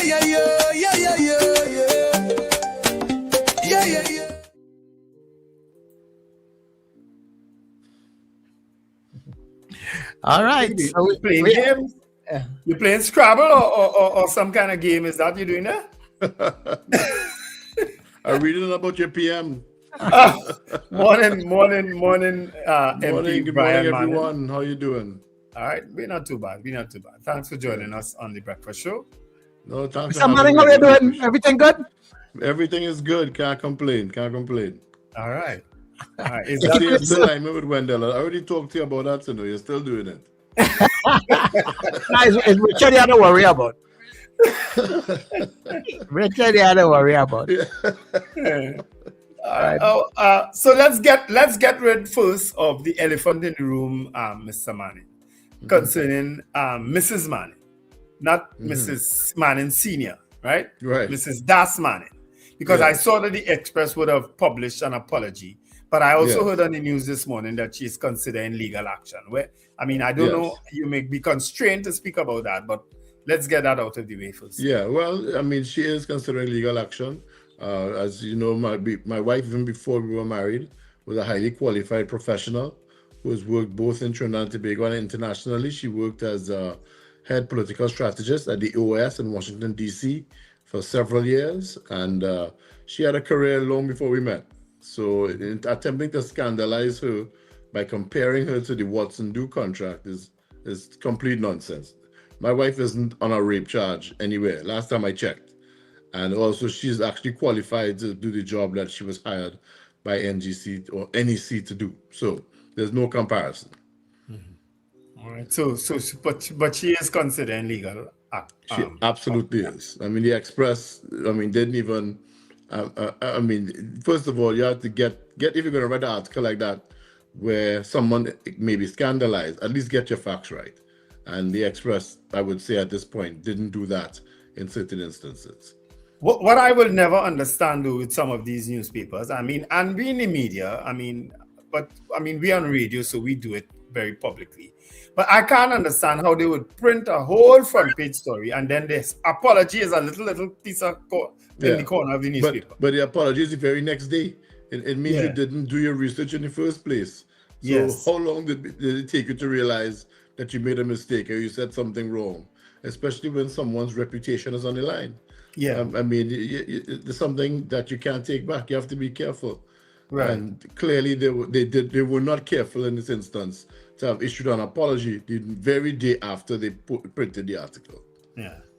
Yeah. So, but the rest is in the hands of my wife's attorney, which is Ramesh Lawrence Barrage. I wish them all well. Ooh, I haven't heard that name for a little while. Yeah, he's still out and about, trust me. Right. All right. So what else is happening in San Fernando East? Well, a lot is going on in the constituency and in San Fernando. With the budget cuts that have come from the Ministry of Local Government, it has been difficult to carry out a lot of the usual activities. But, we've been working and trying to really, in terms of the different polling divisions in San Fernando East, we've been working with our party groups and other volunteers to try to get some work done that the former CPEP teams would have done within the constituency. We can't just sit back and say that, well, our budgets have been cut, so we're not going to do anything. Our constituents depend on us. We are at least going to try to attempt to take care of some of the playgrounds within the constituency to make sure that they are cleared and ready for use. We're also going to continue highlighting some of the neglected areas in the constituency. The Koke swimming pool is a long outstanding one. We have the HGC communities are also being neglected by the minister. We bring that up over and over.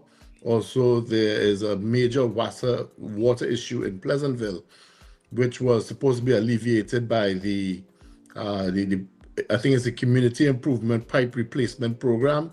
There's a specific program that started under the PNM, and was cancelled when this government came into office. That would bring relief to about 5,000 residents of the Pleasantville community in terms of water. So it is my job to ensure that those issues don't fall to the wayside and that they are kept on the front burner.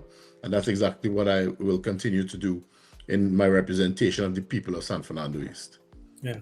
Now, what is your relationship like with the council, the mayor and council of the San Fernando? San Fernando City Council would fall under your we have 3 councillors on the corporation, including the mayor, and they generally caucus and they make their own decisions and decide how they treat with their activities going forward. I really do not have much input when it comes to how the corporation functions. And that's really my concern. At this point in time, with the PNM in opposition, why isn't that a priority in terms of ensuring that the MP and the council is on the same page? Yeah, well, we have experienced councillors. These are grown men and women who have been councillors for several years, many longer than I've been an MP. If you don't know how to do your job by now, then you should resign. You should move on and let someone else get a chance. So someone shouldn't have to tell seasoned, experienced councillors what they should be doing. They should know. And they should be coordinating their activities and getting the job done in spite of the hardships that they may face. So what would they like me to tell them? I have no idea. They should know what their job is that they signed up for and were elected to do. Yeah.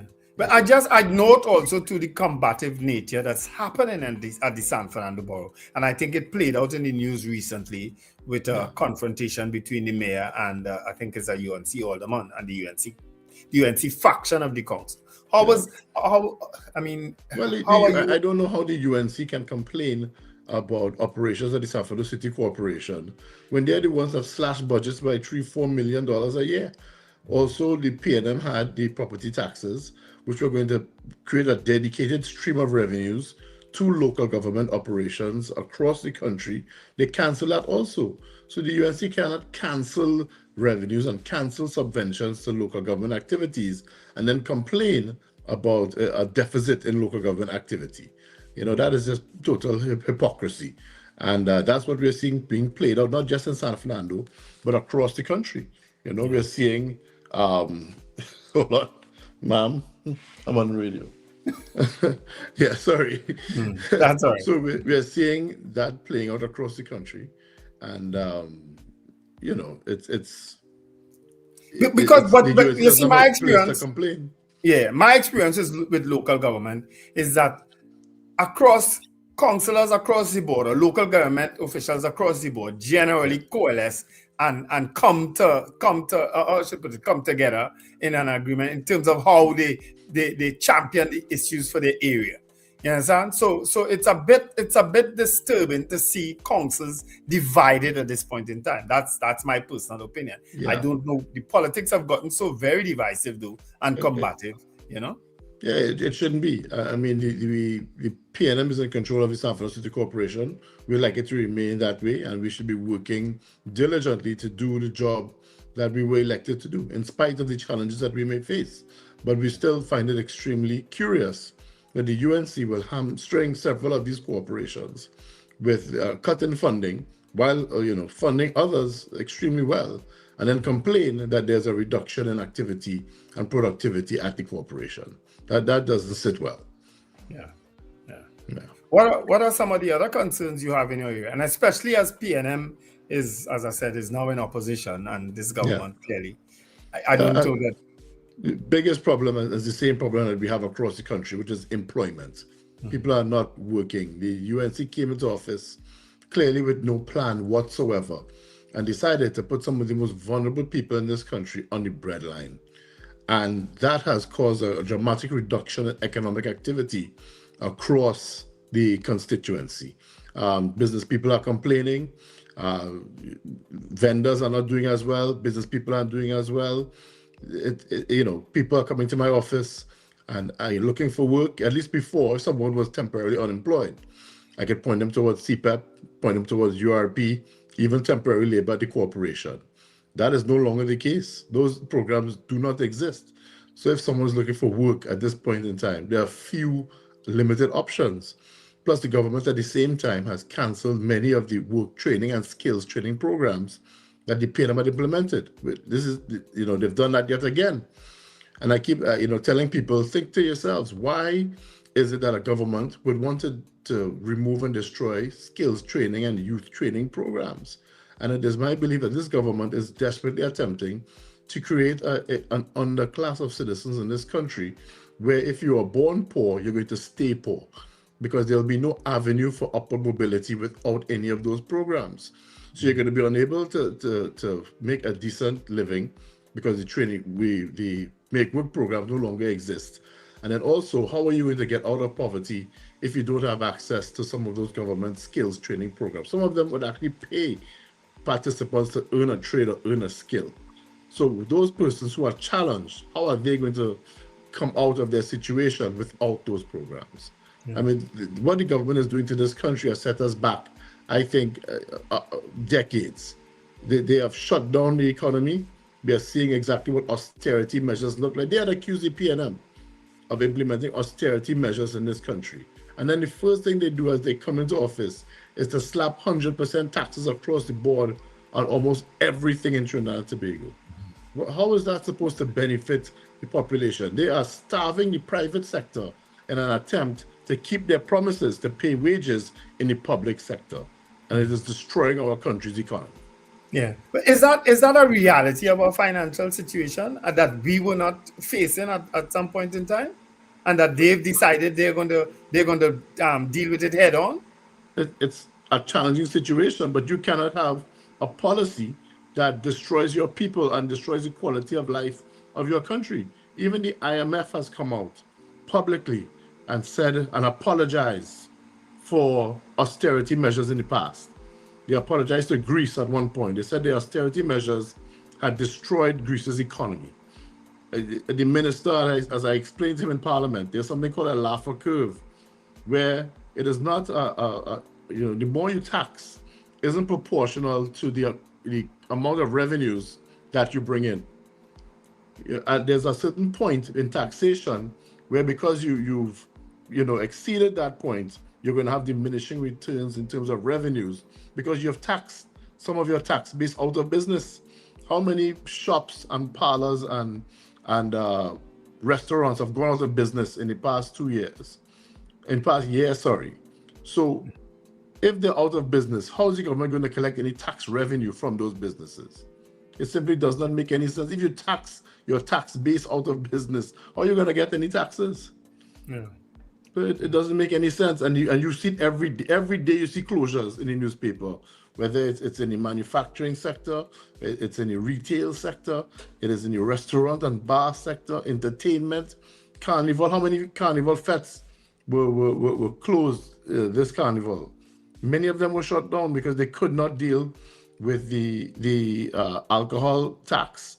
They couldn't cover those costs, so they couldn't have their events, after that. So what are they doing? What is the point of taxing people out of existence? Yeah.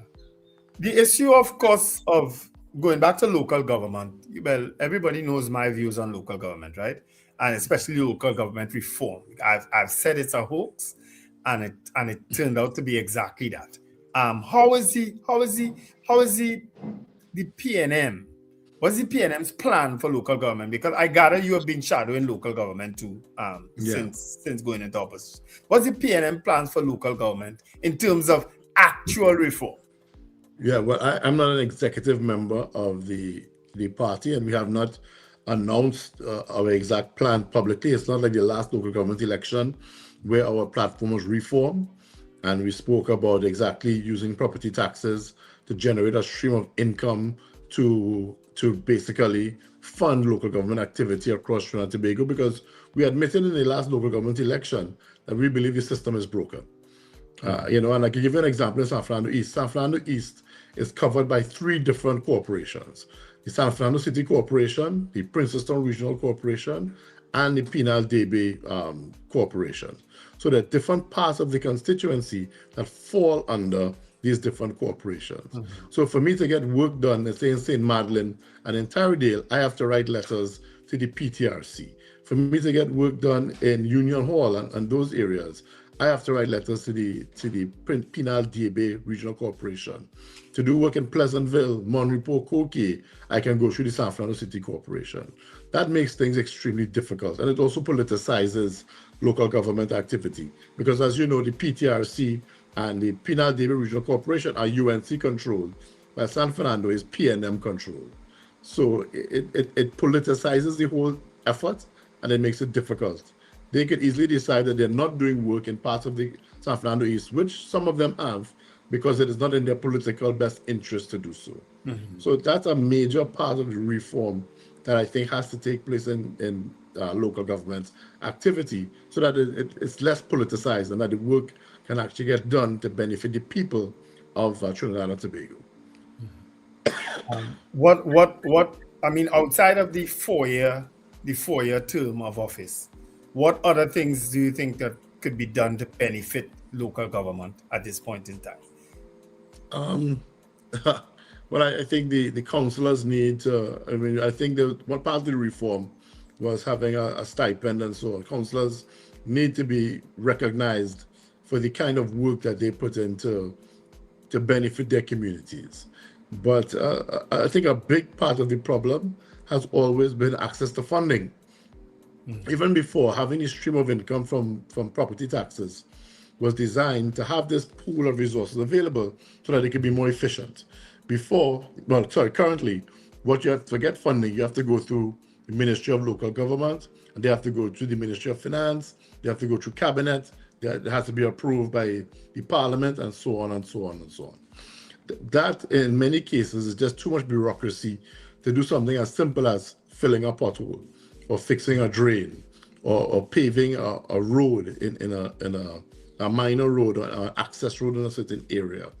And that continues, and that's why local government continues to be slow and sluggish in many parts of the country. So the reform needs to take place. But Mr. Manning, with due respect, it took less than 2 to 3 months for the UNC to come back in power, for them to increase the stipend of councillors, increase the rent paid for offices, and increase the stipend to assistants. 9.5 years of PNM didn't even touch that, not by $1. Yes, but they also cut funding to everything else. So we have better paid counselors with less resources to do the job that they want to do for the people. Just having higher paid counselors doesn't benefit the people of that community. They need to have the resources. It's difficult to patch roads. It's difficult to fix trains, to do pumps, basic operations, because there's simply no funding to do so. I saw a complaint in the San Fernando City Corporation that they had vehicles that could not be used because they couldn't repair them. They didn't have the funding to do it. So what's the point of having just higher paid counselors and you have no vehicles to do the work that they're supposed to be doing? Well, I beg to differ on that, because a higher paid counselor means you'll probably get a better quality person who wants to represent his area. And a better quality person may also fight a little harder to bring the resources to our community. So we beg to differ on that. Because, that is the thing, and I hope that is the case. Yeah, well, I would hope so too. But if the vehicles can't work, how are you going to patch roads? We have a councillor in San Fernando. In many cases, has used his own resources, but it's still very difficult to do that across the entire constituency. It's not the way it should be, and it's not the way it's working right now. There's been no improvement, and that's the thing with the UNC. They came into office promising the world, said they had the answer to everything. You look at the foreign exchange situation. I saw last evening Larry Hawaii admitted at a forum that it wasn't an allocation issue for foreign exchange in Trinidad and Tobago, but one of a shortage of supply due to decreased energy revenues. The PNM had been saying that the entire time. The UNC had been insisting that the PNM was only allocating foreign exchange to friends, families, and financiers. And that's why the average person in Trinidad and Tobago could not get foreign exchange. We have the UNC appointed Commissioner of the Central Bank last evening saying something completely opposite to what has been said by the Prime Minister and by the Minister of Finance in terms of foreign exchange allocation. So that is what has turned people off of this government. It's just a blatant, bold-faced lying. People are tired of it, and they realize now that they've been deceived. When UNC wins, everybody wins has become a sick joke in the minds of many of this country because they realize that they've been lied to. As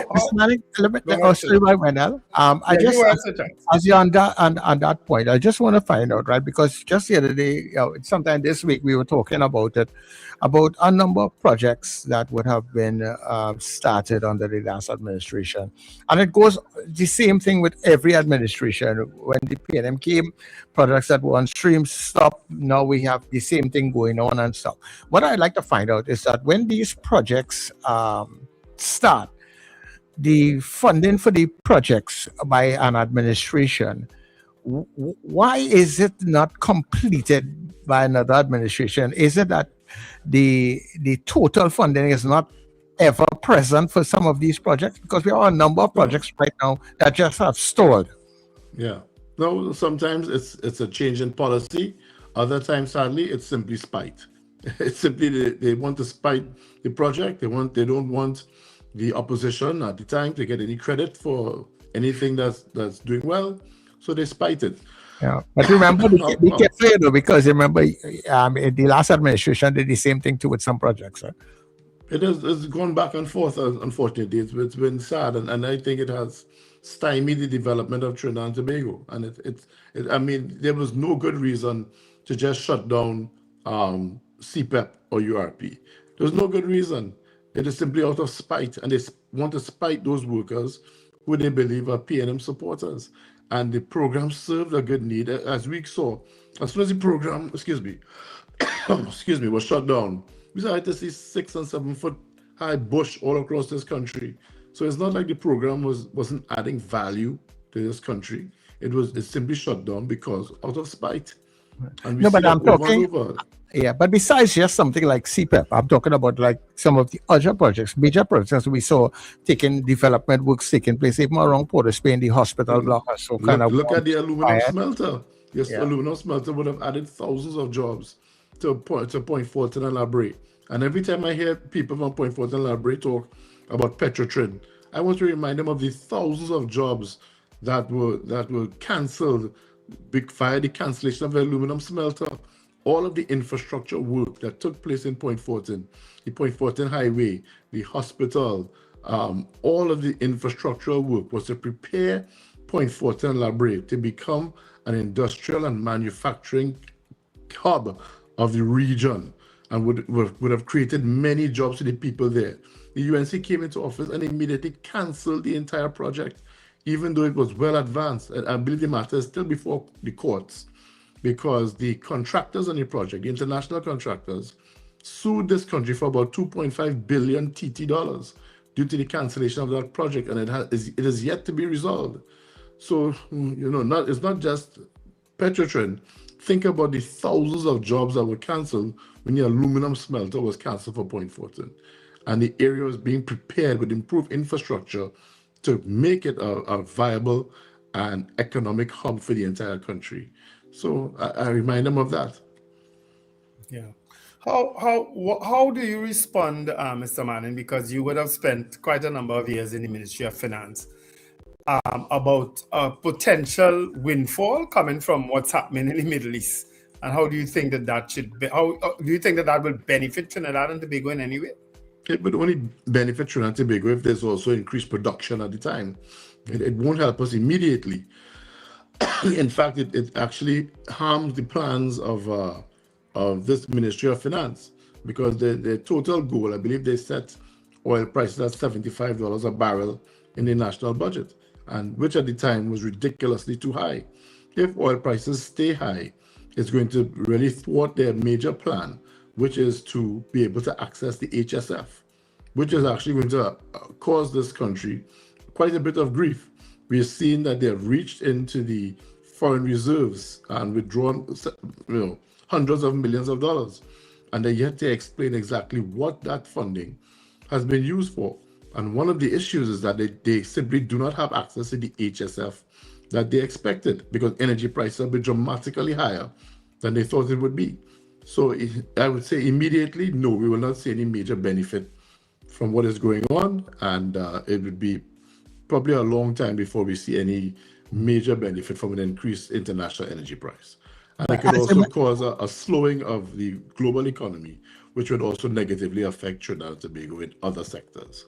But as you talked about the Heritage and Stabilization Fund and not knowing where the money is going and some, what mechanism is in place so that the opposition can get that information? Because I don't know where the average person who's asking that question will get that information. I think the opposition is the one who's supposed to be agitated. Exactly, and we have used the parliament as where the people of this country should be informed as to what the government is doing. But we have seen what has been going on with the Speaker of the House. We've asked questions many times. It's been difficult to get questions approved, asking simple, basic, straightforward questions.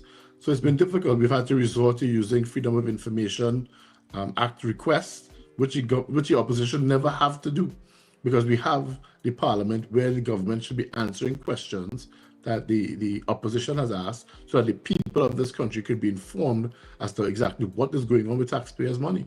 So we've had to resort to all sorts of things to get information, because this government has been highly resistant in sharing information with the people of this country. So we're going to continue to do that. But have you all been successful in collecting that information? Because I don't think they have presented any of that information. We have gotten a quantum of what has been used thus far, but the question is, what has it been used for? And they're not saying. Yeah. All right.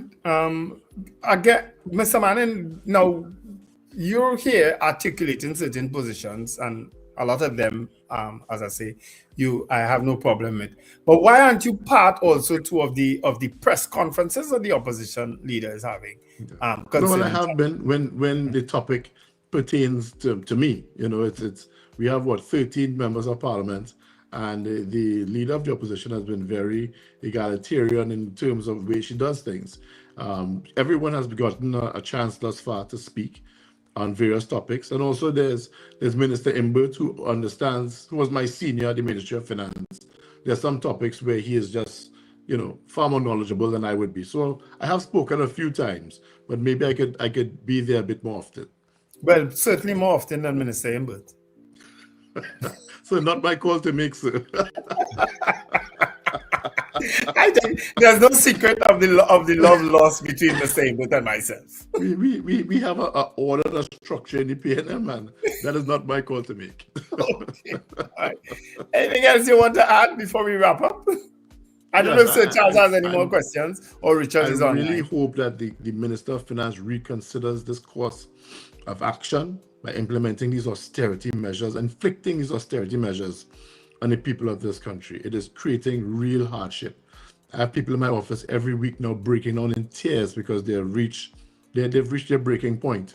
And I'm not sure that the people in charge understand what it is exactly they're doing to the people of this country. People who had little shops, they've closed down. People who are renting apartments in their home to make some extra money, they closed down because they don't want to pay the landlord tax, which is really the property tax by another name. They have shut down so many businesses across the private sector. And then they're talking about attracting foreign direct investment. Who is going to come here just to be, taxed out of business by this Minister of Finance? You're harming the entire economy. You're harming our ability to attract foreign direct investment. You're hurting the future of our children in this country. Because many of them are going to educate themselves, cannot find a job anywhere, and decide to migrate. So there's no sensible outcome to this plan, and I hope he reconsiders what he is doing. Okay. So Charles? No, that is it basically. I really don't have another question. I just find that, that with some of the questions being asked by the opposition, I find it sometimes it's besides just asking the question, I would expect them to probably do a little more work to make sure that they force the answers, because sometimes it's like you just accept and you leave it. No, when we get into the point, I think I think it has been announced that we are going to have a no confidence vote in the Speaker of the House coming soon. It has gotten to a point where the situation in the House of Representatives has become intolerable. And the relationship between the Speaker and the opposition is one that it just cannot continue. We are not getting enough questions approved. We have government members who are not coming to Parliament and not answering at all. And it's just an untenable situation that we intend to address in the proper and respectful manner. Yeah, I would have observed lately, and that story kind of was muted, I don't know why, that all 7 questions asked to the Minister of CARICOM and Foreign Affairs were refused. Answers were refused. I think I've had maybe 2 questions approved thus far for the entire session, and many of my colleagues will tell you the same. We submit dozens of questions for our counterparts or shadow ministries in the government, and you would come to Parliament and see 2 questions approved. 1 question approved. And let's not even talk about questions to the Prime Minister. Many times, none of them are approved. So, something has to be done. Yeah. All right. Yeah. Well, all the best, Mr. Manning, and all the best in San Fernando East. And please convey my respects to your mom and, of course, your wife. Thank you so much. Greatly appreciate it. Guys, thank you for having me, and please have a wonderful day. And Sir Charles, please supply me with Wendell. I spoke to you already. Okay, no problem. Let's get it together, okay? By the time you get back here on the next occasion, you will see change. Good, excellent. All the best, guys. Have a good day. Take care. All right, bye-bye. Of course, that was Brian Manning, Member of Parliament, former Minister in the Ministry of Finance, Member of Parliament for San Fernando East, of course. My goodness. There's and why I asked that question, because sometimes you feel that if they're going, you expect that you will get opposition to your questions with certain things. You have seen a pattern taking place, so now we have to find another way to get around some of these things. If there are other ways, and sometimes it doesn't seem like if that effort is being put in there to make sure we hold the government accountable. Yeah, but somebody mentioned in the chat, and I mean, we've discussed it here on this show already too, the PR, the poor PR that is exhibited by the People's National Movement. They've never been good at PR. And who's the PR Public Relations Officer at the PNM now? I think it's Faris Alwari, but nobody wants to hear him. So the PNM needs to do something better in terms of getting their message out, as opposed to all these press conferences every week. It gets lost in all that's happening around the place. You understand? It gets lost. But I guess they have no choice based on the state of emergency and the current political climate that exists. But they have to find a better way of getting their message out. Yeah, they definitely have to. There seems to be there's a kind of a drive and a vibrancy that needs to go into some of these things, to make the whole government accountable. And some of those issues that they are raising too, sometimes they have to dig deeper and go down, because like everybody has asked the media, and they expect that the media is supposed to be the one to be going and hunt some of these stories and that sort of thing. But they had to find their people also who could go and get that information and bring it forward. People is getting in the mailbox. Yeah. Dean Allen Dinobrega is the social media officer. Faris Alwari is the public relations officer. So he's not the PR man. He's the social media officer. And Faris Alwari, if my memory serves me right, was re-elected as public relations officer.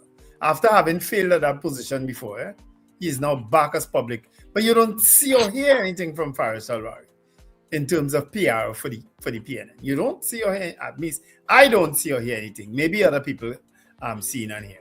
But then I generally don't listen to certain people again, because I felt that they had a long enough time to fix certain things and they didn't. So there are certain people I don't want to hear. That's just me, though. All right, folks, we're going for the 8 o'clock news. And when we come back, nice. We'll take a few of your calls. Yeah?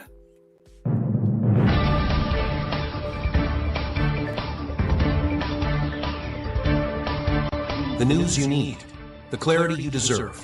Local, regional, global. This is Net Radio News Now.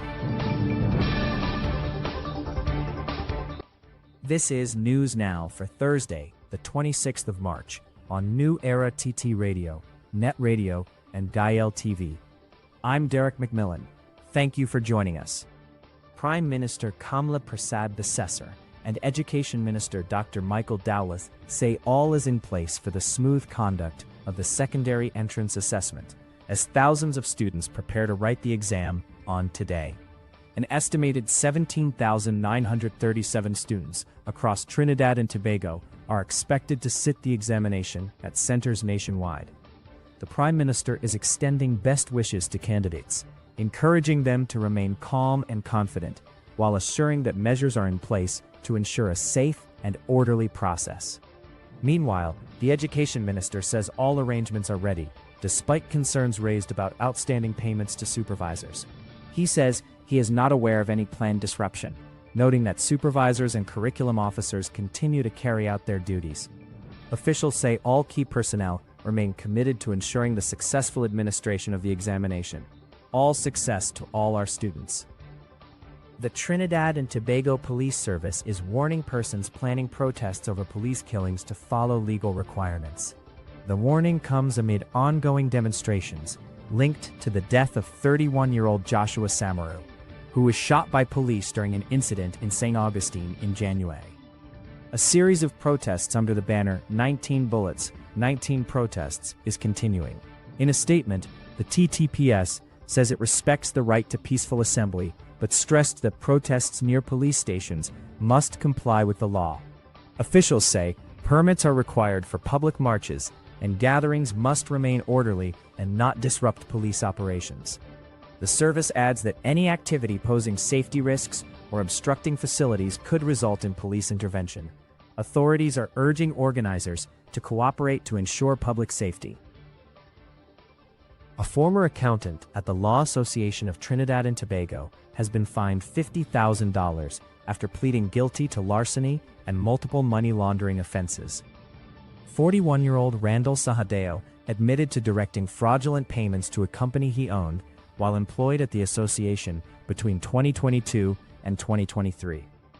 The court heard that he authorized checks and transfers for work that was never done, with losses initially estimated at over $300,000. In sentencing, The High Court described the offenses as serious, but ruled against imprisonment, citing his guilty plea, lack of prior convictions, and efforts to repay the funds. The court noted that Sahadeo has entered into an agreement to repay the money and is making monthly payments. He has been given 1 year to pay the fines or face prison time in default. A 22-year-old man has been granted bail after appearing in court charged with attempted rape and choking with intent. The accused was granted $75,000 bail with a surety and ordered to remain at his Barrackpore home until his next court date in April. Police say the incident occurred on March 20th, when the suspect allegedly attacked a woman at her home. The victim managed to escape and raise an alarm, causing the suspect to flee. In a separate matter, a new grant man has been awarded over $250,000 in damages after the High Court found he was unlawfully arrested and beaten by police. The court ruled that officers used excessive force, fabricated evidence, and acted maliciously in the 2017 incident. The award includes compensation for false imprisonment, assault, and malicious prosecution. Internationally, a United States jury has found Meta and YouTube liable in a landmark case over the impact of social media on children, awarding $3 million in damages to a young woman. Jurors ruled the companies were negligent in the design and operation of their platforms, finding that their features contributed to harm suffered by the plaintiff, who said early exposure led to addiction and mental health challenges. The court also determined the companies acted with malice, with further proceedings expected to decide additional punitive damages. Meta says it disagrees with the verdict and is reviewing its legal options. The case is seen as a test for similar lawsuits, as scrutiny grows over the effects of social media on young users. Further afield, Iran has rejected a United States proposal to pause the war and continues attacks on Israel and Gulf countries as fighting intensifies across the Middle East. Israeli forces are carrying out airstrikes in Tehran, while Iran launches missiles and drones targeting Israel and regional energy infrastructure. Officials say one attack has sparked a major fire at Kuwait International Airport as tensions spread across the region. The United States is deploying additional troops, including Marines and paratroopers, amid concerns over further escalation. Diplomatic efforts are ongoing, with mediators pushing for possible talks, but Iran maintains it will only end the war on its own terms. The conflict continues to disrupt global energy markets, with oil prices remaining elevated despite some fluctuation. Casualties are rising across multiple countries as the situation remains volatile. And that is news at this time. Thank you for listening. That was news now. Stay informed with New Era TT Radio, NETT Radio.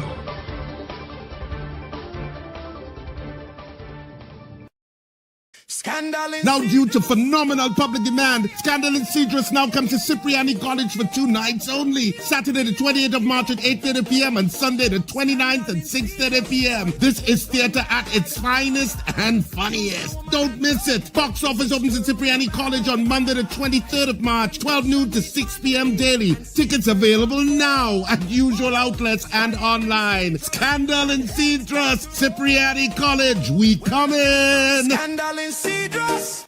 Save more now at Furniture Plus. Get a pair of pillows for only $49, queen mattresses from $7.99, free gifts with select purchases, plus extra discounts on higher purchase plans. Hurry, visit any Furniture Plus showroom today.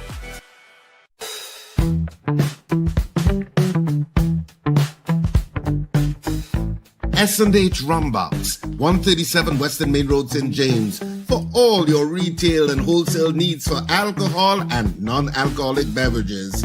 Call us at 686-0599 or visit us at 137 Western Main Road, St. James. S&H Rumbox, drinking out of the box.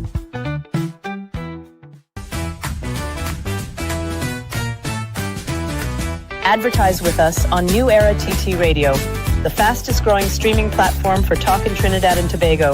Audio and video ads welcome. Elevate your brand with us. Connect with us at newerattradio@yahoo.com or call us at 299-5156. Now what are you waiting for?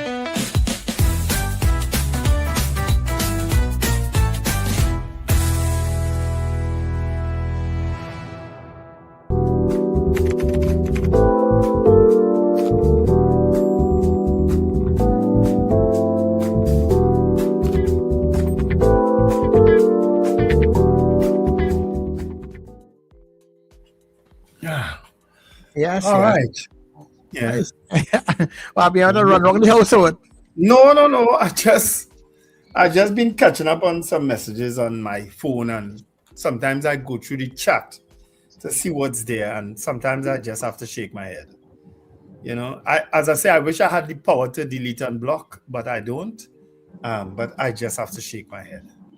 I don't know that some people just don't think about what they type or what they say. That's the most I'll say about it. You know, I'll leave it right there. But let's take some calls now. Hey, Richard is back. Welcome back, Richard. How was the trip? It was good.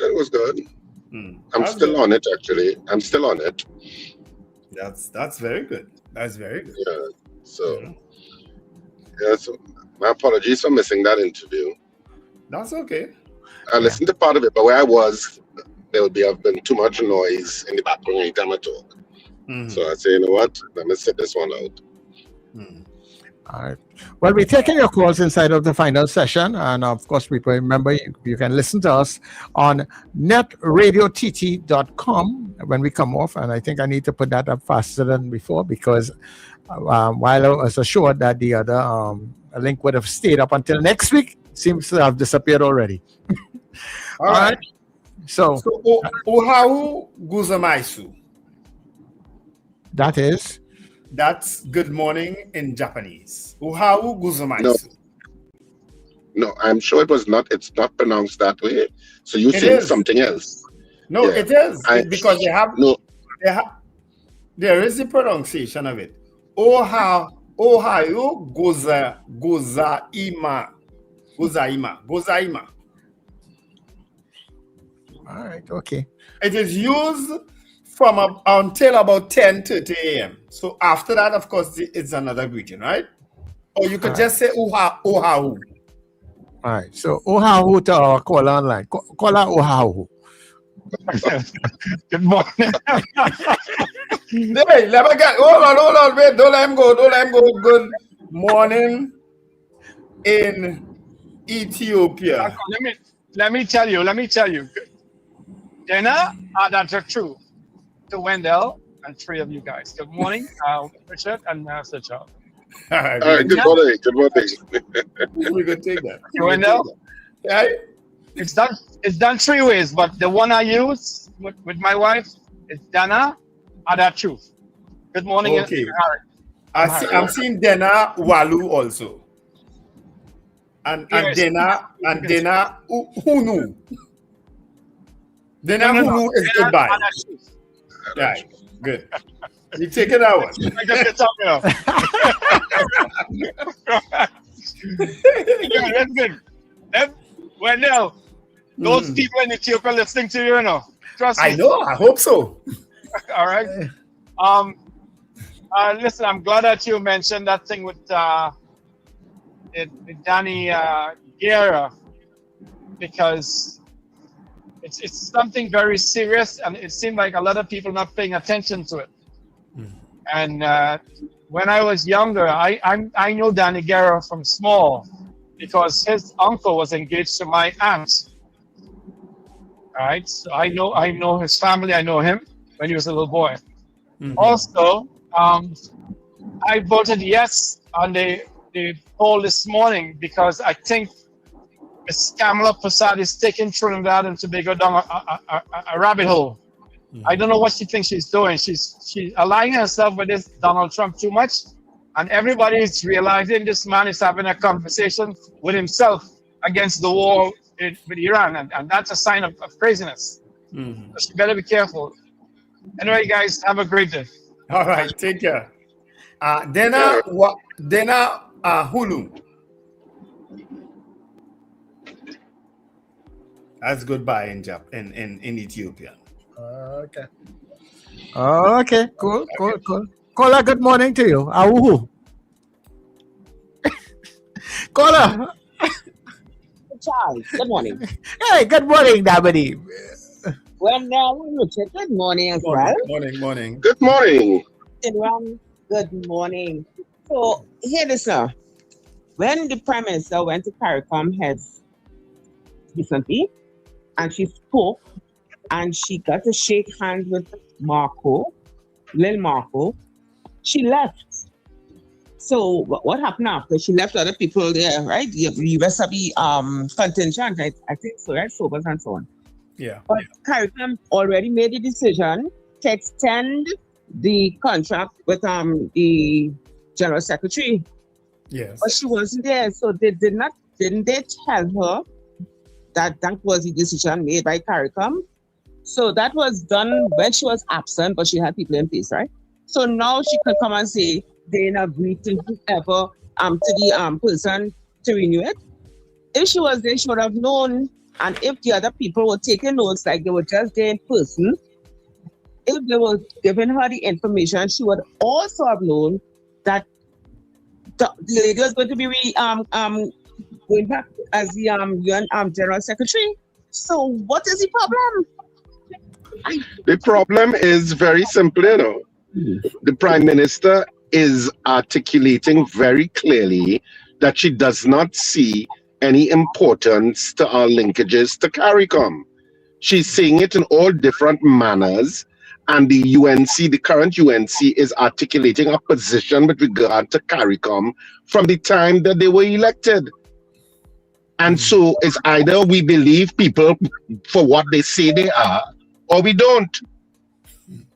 Well, and so this is obviously just a continuation of that messaging in terms of them not seeing CARICOM as being important. And so they're seeing it in terms of in words like dysfunctionality. They didn't do anything for 52 years or whatever version of that they're saying. And of course, she's reading from chapter 5 of the Trump playbook. Exactly. You know, reduce funding with places that you don't agree with or don't align with you. You're going to reduce funding, and you're going to be kind of a semi-bully in the group. And that's the playbook that she's reading by. But history will judge whether that is correct or not. And history will judge harshly. And also, remember, we get 1.6 billion per annum from the same CARICOM, so the Manufacturer Association. How do you think that? How do you think they're feeling now to say, well, look, like you're going to lose business? So I think it's just like Donald Trump, bluffing, and that is like she wants to show her strength. No, I have no problem with disagreeing. Everybody can't agree, but then if you were there, you would have known why they did that. You know, Miss Lady. So wake up, please. Yeah, and just like, thanks, Ms. Abadi, and just like everybody ignoring Trump now, when he realizes that now, people are going to ignore Mrs. Prasad Bisasa with that language too. They're going to ignore her. I don't know that they're going to withhold business from Trinidad and Tobago, because they are also dependent on Trinidad and Tobago's business. You know, they will just say, "Oh God, she again, or he again." That's what people will be reduced to. And I don't believe it's also a situation where the Prime Minister left so she didn't hear. You know, I don't think that is how these things work. You know, they would have made decisions. Other persons would have been there to know what was going on, so they would know exactly what they are doing. Robert, good morning to you. Yeah, blessed morning to the perfect tree. Wendell, what I want to say is that I've been to Japan many times. I learned it when I've been to Japan many times with Renegades. And the right way to pronounce I've been to Japan many times with Renegades. The right way is Ohio gozaimasu. Gozaimasu is a form of respect. Right? That is during the course of the first part of the day until 12. And then Konnichiwa is in the afternoon and Kumbawa is in the night. All right. So I knew his pronunciation was off. I knew it. I knew the pronunciation was off. I could feel it in my bones. Yeah, so I just a part of it, right? But with respect to the CARICOM issue with this, I believe that the stance that the Prime Minister in this country has taken with respect to the Venezuela issue against CARICOM at the time.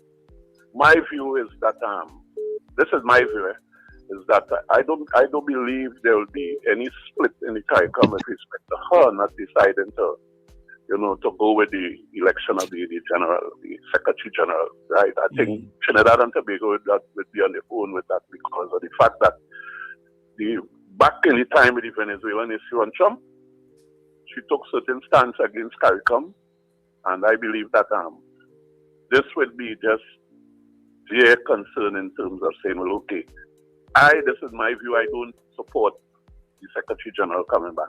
I think it will not affect the way how the CARICOM feel about the whole issue. You know, but I hear you. Richard, that is my view. But again, you know, as I tell you, I've been to Japan more than 10, 11, 12 times with renegades. And you know, I've learned a lot about different languages and stuff. And the right way is gozaimasu. Gozaimasu is a form of, again, respect. Ohio gozaimasu. And Ohio meaning good morning, right? At the first part of the day. Konnichiwa, good evening, or the second part of the day. And kumbawa, good night.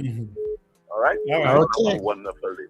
I might have to say kumbawa to you all, because when I get there, God willing, I'll be doing the show in the night.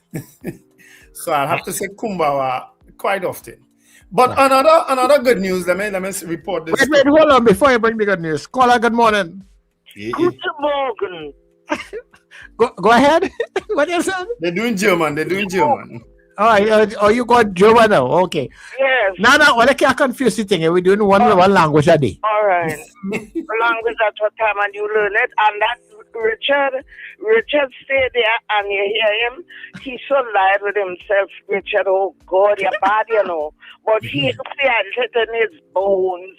And you lie down there and take the licks like what Paloma was giving you. You know, he lie down and take the licks like Paloma. He behaved just so. He didn't say a word. So he's coming out to say how he felt it in his bones. Bad with himself.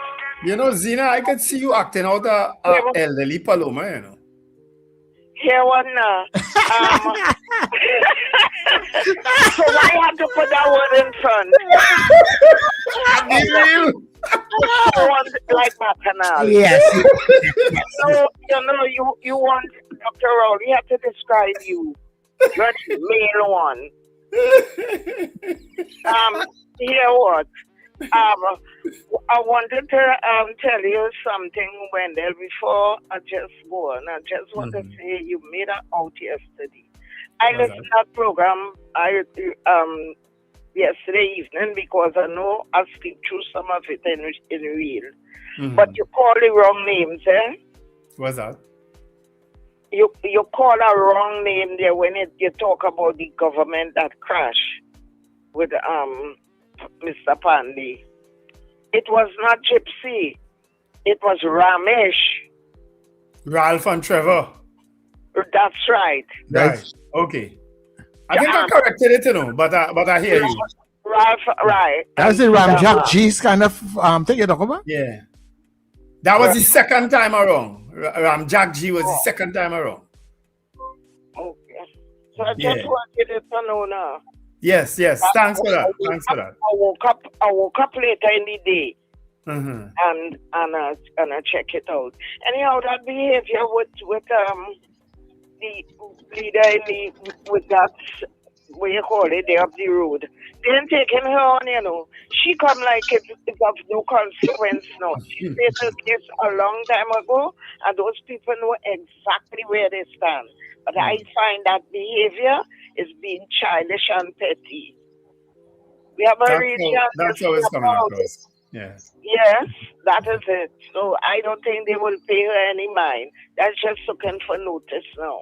They're going ahead doing what they have to do. That's how I look at it. Thank you. Right. Yeah. The news I have to report, guys, is that the 73-year-old woman who was kidnapped, you also saw the video of her being kidnapped. She was rescued on a boat out in the waters between Trinidad and Venezuela. 6 Venezuelan nationals were held and 1 Trinidadian. Isn't that crazy? Huh. Apparently, they had speculated since last time, since the video came out, that it might have been Venezuelans involved there. You know, where they bundled her into the car. You saw the. But nothing about that Trini. Trini had to be involved too. Well, you know that, and they had to drive the boat. Yeah, Trini had to be involved in the whole thing. Yeah. All right. Caller, good morning. Princess Song. Hello. Morning, Princess Song. Morning, gentlemen. Morning, sir. I was listening to Richard, and I think Richard actually hit the nail on the head. In that regional bodies like CARICOM, or even if you use NATO as an example, they tend to have deeper connections than just the administrative thing. Sometimes cultural, sometimes historical. And those things tend to outweigh just the day-to-day management of the institution. So because of CARICOM's historical connection, I think we will all outlive this temporary aberration, basically. If you look at NATO in comparison, you would see that Donald Trump actually misread that connection when he thought that he could just say, well, I'll take Greenland. And because of the European connection, you see that they more or less coalesced around the idea of, hey, this is improper. In other words, they defended the fellow European country in terms of Denmark. And I look at the situation unfolding here and see a similar thing taking place in CARICOM. So the rest of CARICOM will rally together and leave us standing alone, basically. And we'll have to, as they say, trump and follow suit. And even if there's not this administration, it will be any subsequent administration taking office in Trinidad and Tobago, going back into CARICOM. Much like the US would embrace NATO after Donald Trump's period in office. Yeah, sure. Yeah, man. Yep. Yeah, well, everything is temporary, you know, so. Yeah. Caller, good morning. All right. Lost you. Call me back. 281-13152-995-156. All right. I see a call coming in. I don't see nothing yet. Let me see. I'll make sure I take the call. Nice. Caller, are you there with us? Hello. Carol. Hi. Hi, Sir. Morning. Morning. Go ahead, Carol. Yeah, I have a little issue this morning. Yeah. Take down the volume in the back there quick, Carol. Sorry. Yeah, that will just confuse you. Issue this morning with a comment I saw on the chat, which was made by Ms. Henry. It was directed towards Mr. Manning. Now, I hold no brief to Mr. Manning or anybody else for that matter. But in all honesty, that message was very, very offensive. That comment was offensive and bordering on rape. You All right. Okay. No problem. We're checking out the definitely. Yeah, I did already, and I addressed it already. So I just there's something you just have to leave alone, like let go and let God, so you just leave it alone. Trinity. Mr. Patrick. Mr. Agubasing and Mr. Stephen. Morning, good morning, Mr. Patrick. I was listening to Mr. Manning, and I was listening to Mr. Wendell. Wendell said that there is the council's money or wherever they reach, right? Mr. Manning said that ain't making sense. They're raising people money and they have no money to pay workers. And this was a thing going on all the time in Trinidad and Tobago. I work for the government for about years. They bring out kind of big supervisor and engineer and they never had material. They never had nails, they never had boots, they never had wood, they never had cement, they never had gravel, they never had nothing. Yeah, that is how URP get that what is called that lazy tag that they put on that. I'm not talking about URP. Yeah, but them have bad material to work too. But I'm talking about ministry, works and highway division. They have big truck park up there, they have no brake shoes, they have no tire, they have no alternator. But every Monday morning they bring in some new supervisor and some new this and some new that. Yeah, but it had men on the work too. It had no sand, it had no gravel, and no shovel and all kind of things. But you can't fire the man, the permanent. You understand? They don't trade that system operate. Give people a big salary and nothing after that for the workers to function with. So there's that thing PNM started, UNC continued. Them thing was always all there. And who go and end it, boy? Nobody ending it. That works for everybody. That works for everybody. I know what they say. Where the horse cry, that's a great way. Oh my God. Sometimes I just sit in Trinidad and listen to people talking. I thank God I hear a little while to see the whole system. Right? I ain't talk about hardship. You remember, man, 1986? When we had the recession? 1986, we had a recession, right? Yeah. We used to get guava, now you can't get the tree. We used to get orange, no, the orange tree dry up, everything dry up. Trinidad right now in a hard place on here. And I hear people talk about it running away to get work. Running away to get work, way. America, real unemployment. Canada, hardship. England is real hardship. So, what's going on with me now? We have to find our way out of the situation in Trinidad and Tobago. And like the government and them at the day, they don't care about people. They care about them 5 years. The 5 years and the pension will be nice. Oh, you have a blessed day. All right, I get up. Which is why, but you give me a perfect opening now to make a case for anybody, regardless of who it is out there hustling, walking around trying to sell a man walking with soap yesterday, a fella walking the other day with some little snacks in a bag, they walking with nuts, anybody who out there hustling and trying to make an honest dollar, always support them. Even if you don't want it, buy for somebody else. Buy and support somebody. Buy something from them. If it's one pack of the nuts or one pack of, it have some women be walking around selling wash rags and things. Buy it. Yeah, buy something from them. Support them. Because that's what they're doing there ain't easy. And that's an honest way of making a living. Always support them. They're buying something and selling it over, adding on a little 50 cents and thing. Support them. Trust me. You ain't going to regret it. And they will benefit from it. You'll feel better at the end of the day if you support them. Yeah. Captain Ron. Yes, good morning again. Quickly, I just wanted to say to Richard. Richard, I thank you and I applaud you for giving such a perfect explanation why the African slave trade should be always addressed, and it's always more, it's far above every other form of slavery. It has been then, today, and will be forever, because it's the worst. And I thank you how you explained it so the whole world can hear. All right, have a great day, guys. Be safe. All right, no problem. Thank you very much, Captain. Richard, make sure you're there when Captain Ron touched down with the private airplane. He's taking Yeah. We all had to know. Yeah, morning. Yeah, Vincent, action. Go ahead. Yeah. Number Stalin, our so keep the brand. And around the head, money is not the problem. We have a management problem. That is going on in Trinidad and Tobago. We have a management problem.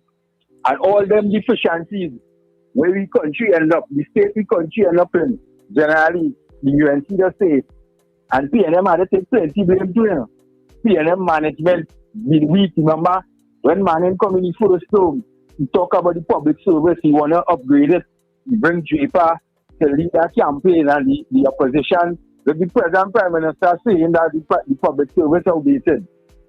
And she was condemning all the efforts your man was making and trying to improve the public service. Them was hindering everything. Under this past administration through PNM, when them tried to upgrade and to things, them and all was putting hurdles in the way of the government upgrading the services and all them things. But as Karen say, the problem is management. Money is not the problem. So we have to look at that. The management structures and all these things need to upgrade. All them things we talk about, URP and Jude and all them things is real. People just come in and sit down. It's still happening in the regional corporation. People come in and just sit down, hold their hand and do nothing, and by certain hour they go on.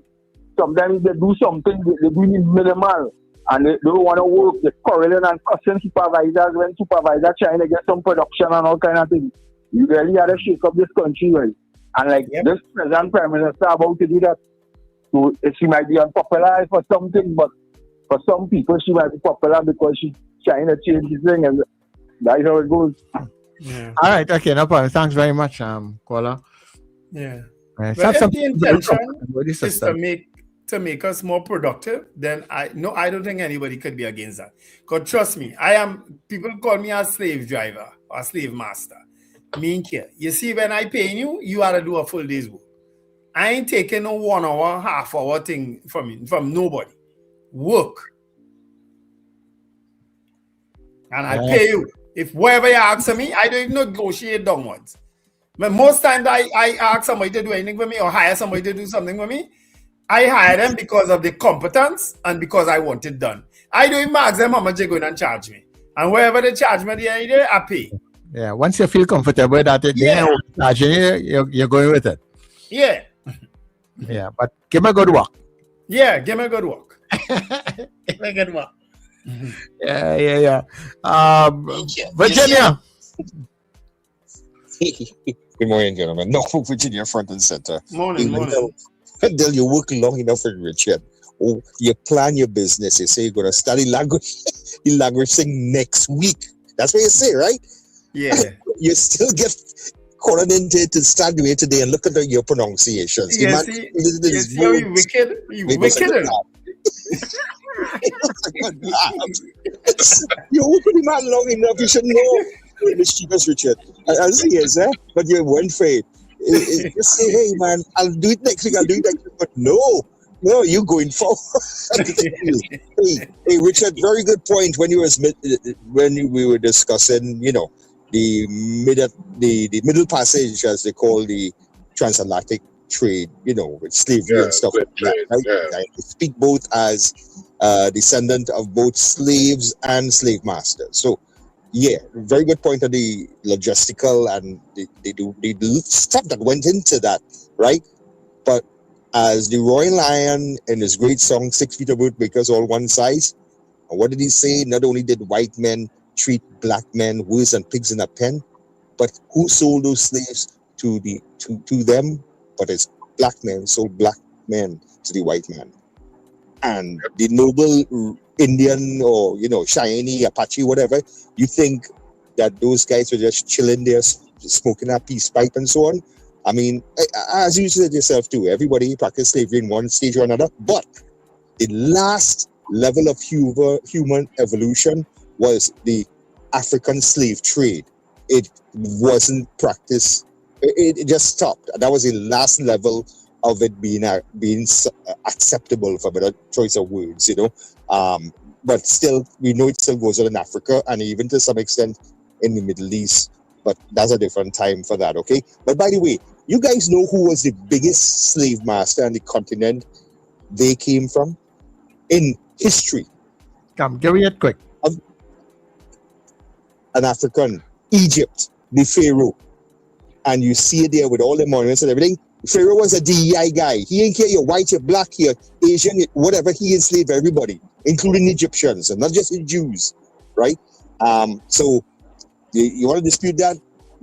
That's fine, but that's the reality to it.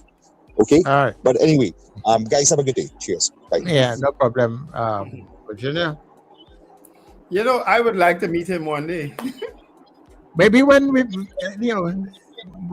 move in on the big plane, we might pick him up. I would like to meet him one day. People, we're just at that point, and you guys have been wonderful hosts this morning. I don't know how if you all have gotten all the tickets for Scandal, because I realize Ticket Royal selling quick. Well, what's that? I shell out real cash to go on WhatsApp play. What it is Thursday, since Tuesday. Thursday. Right. As a matter of fact, I shell out so much cash to go to play, I leave the man with my change. I say, I'll get next at see. Right, and since Tuesday, I've been hearing and seeing it online that you can't get tickets. So, Richard, well, reserve tickets, I think are basically sold out. But general tickets are still available. But I would suggest people call the outlets that they're going to ensure that they still have tickets, because I know some outlets are completely sold out.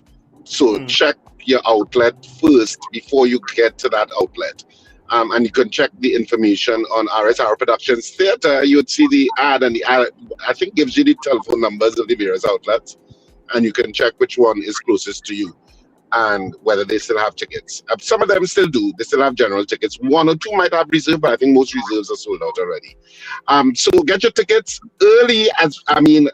You're already late, but get your tickets for Scandal and Cedrus in Cipriani College this weekend, Saturday 8:30, Sunday 6:30. Tickets are on sale. The box office still has some tickets. So the box office at Cipriani College, you can go there, and a lot of people have been going there actually. From 12 noon to 6 p.m. daily, you can get your tickets at the box office at Cipriani College. And of course, all the usual outlets, K-Squared Fashions, Westmall, Eastgate, Spreadwood Mall and Chagonas, Jabili Rawe, Tunapuna, Electronics and Arima still has some tickets, I believe.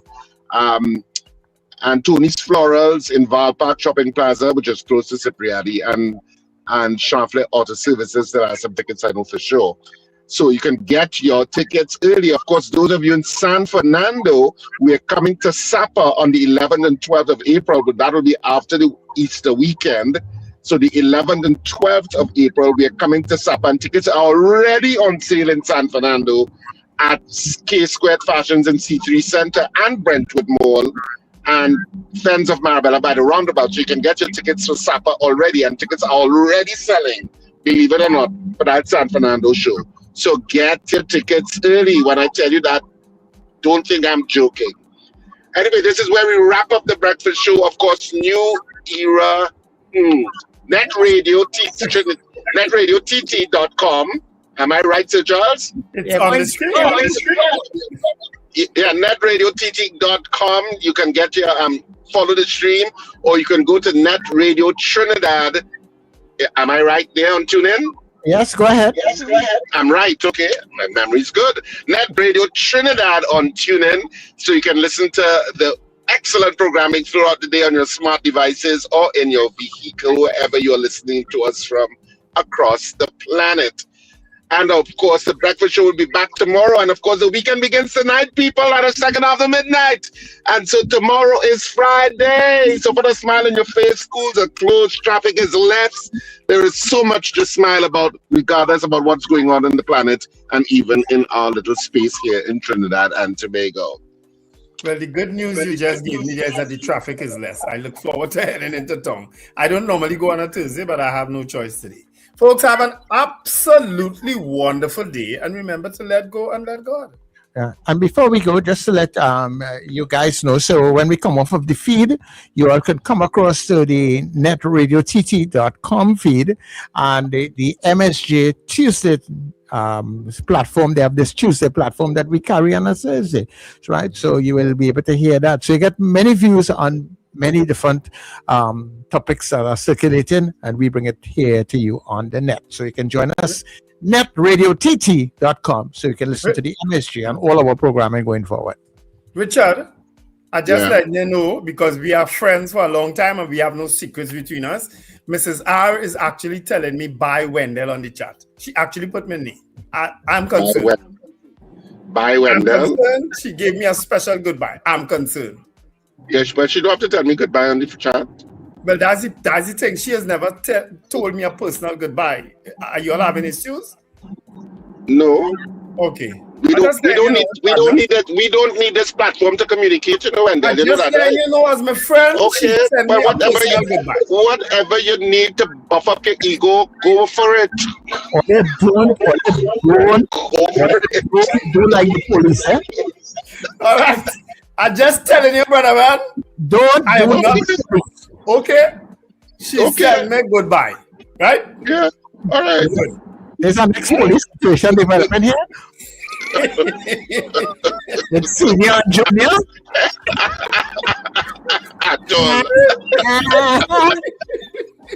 Mrs. R, Richard is my friend. Okay? Do not ever try to get in between that friendship. Right?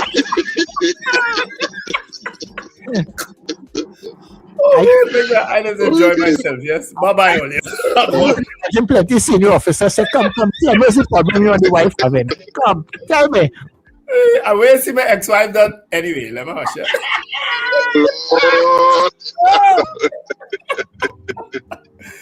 Bye-bye, all you. Take care. Wrap it up. Remember to smile and laugh. It's great for your health. This has been the Breakfast Show. Absolutely. Get up. It's the time to start the day. The breakfast show is here. We bring in the soca way. Yeah, yeah, yeah, yeah, yeah, yeah, yeah. Yeah, yeah, yeah, yeah, yeah, yeah. Wake up, it's a brand new dawn. The breakfast show got the vibes turned on. From Maracas Bay to the Savannah line. Let's start the day in Caribbean prime. Good vibes rolling through the air. The breakfast show energy everywhere. We talk, we laugh, we make you think. Grab your doubles or your morning drink.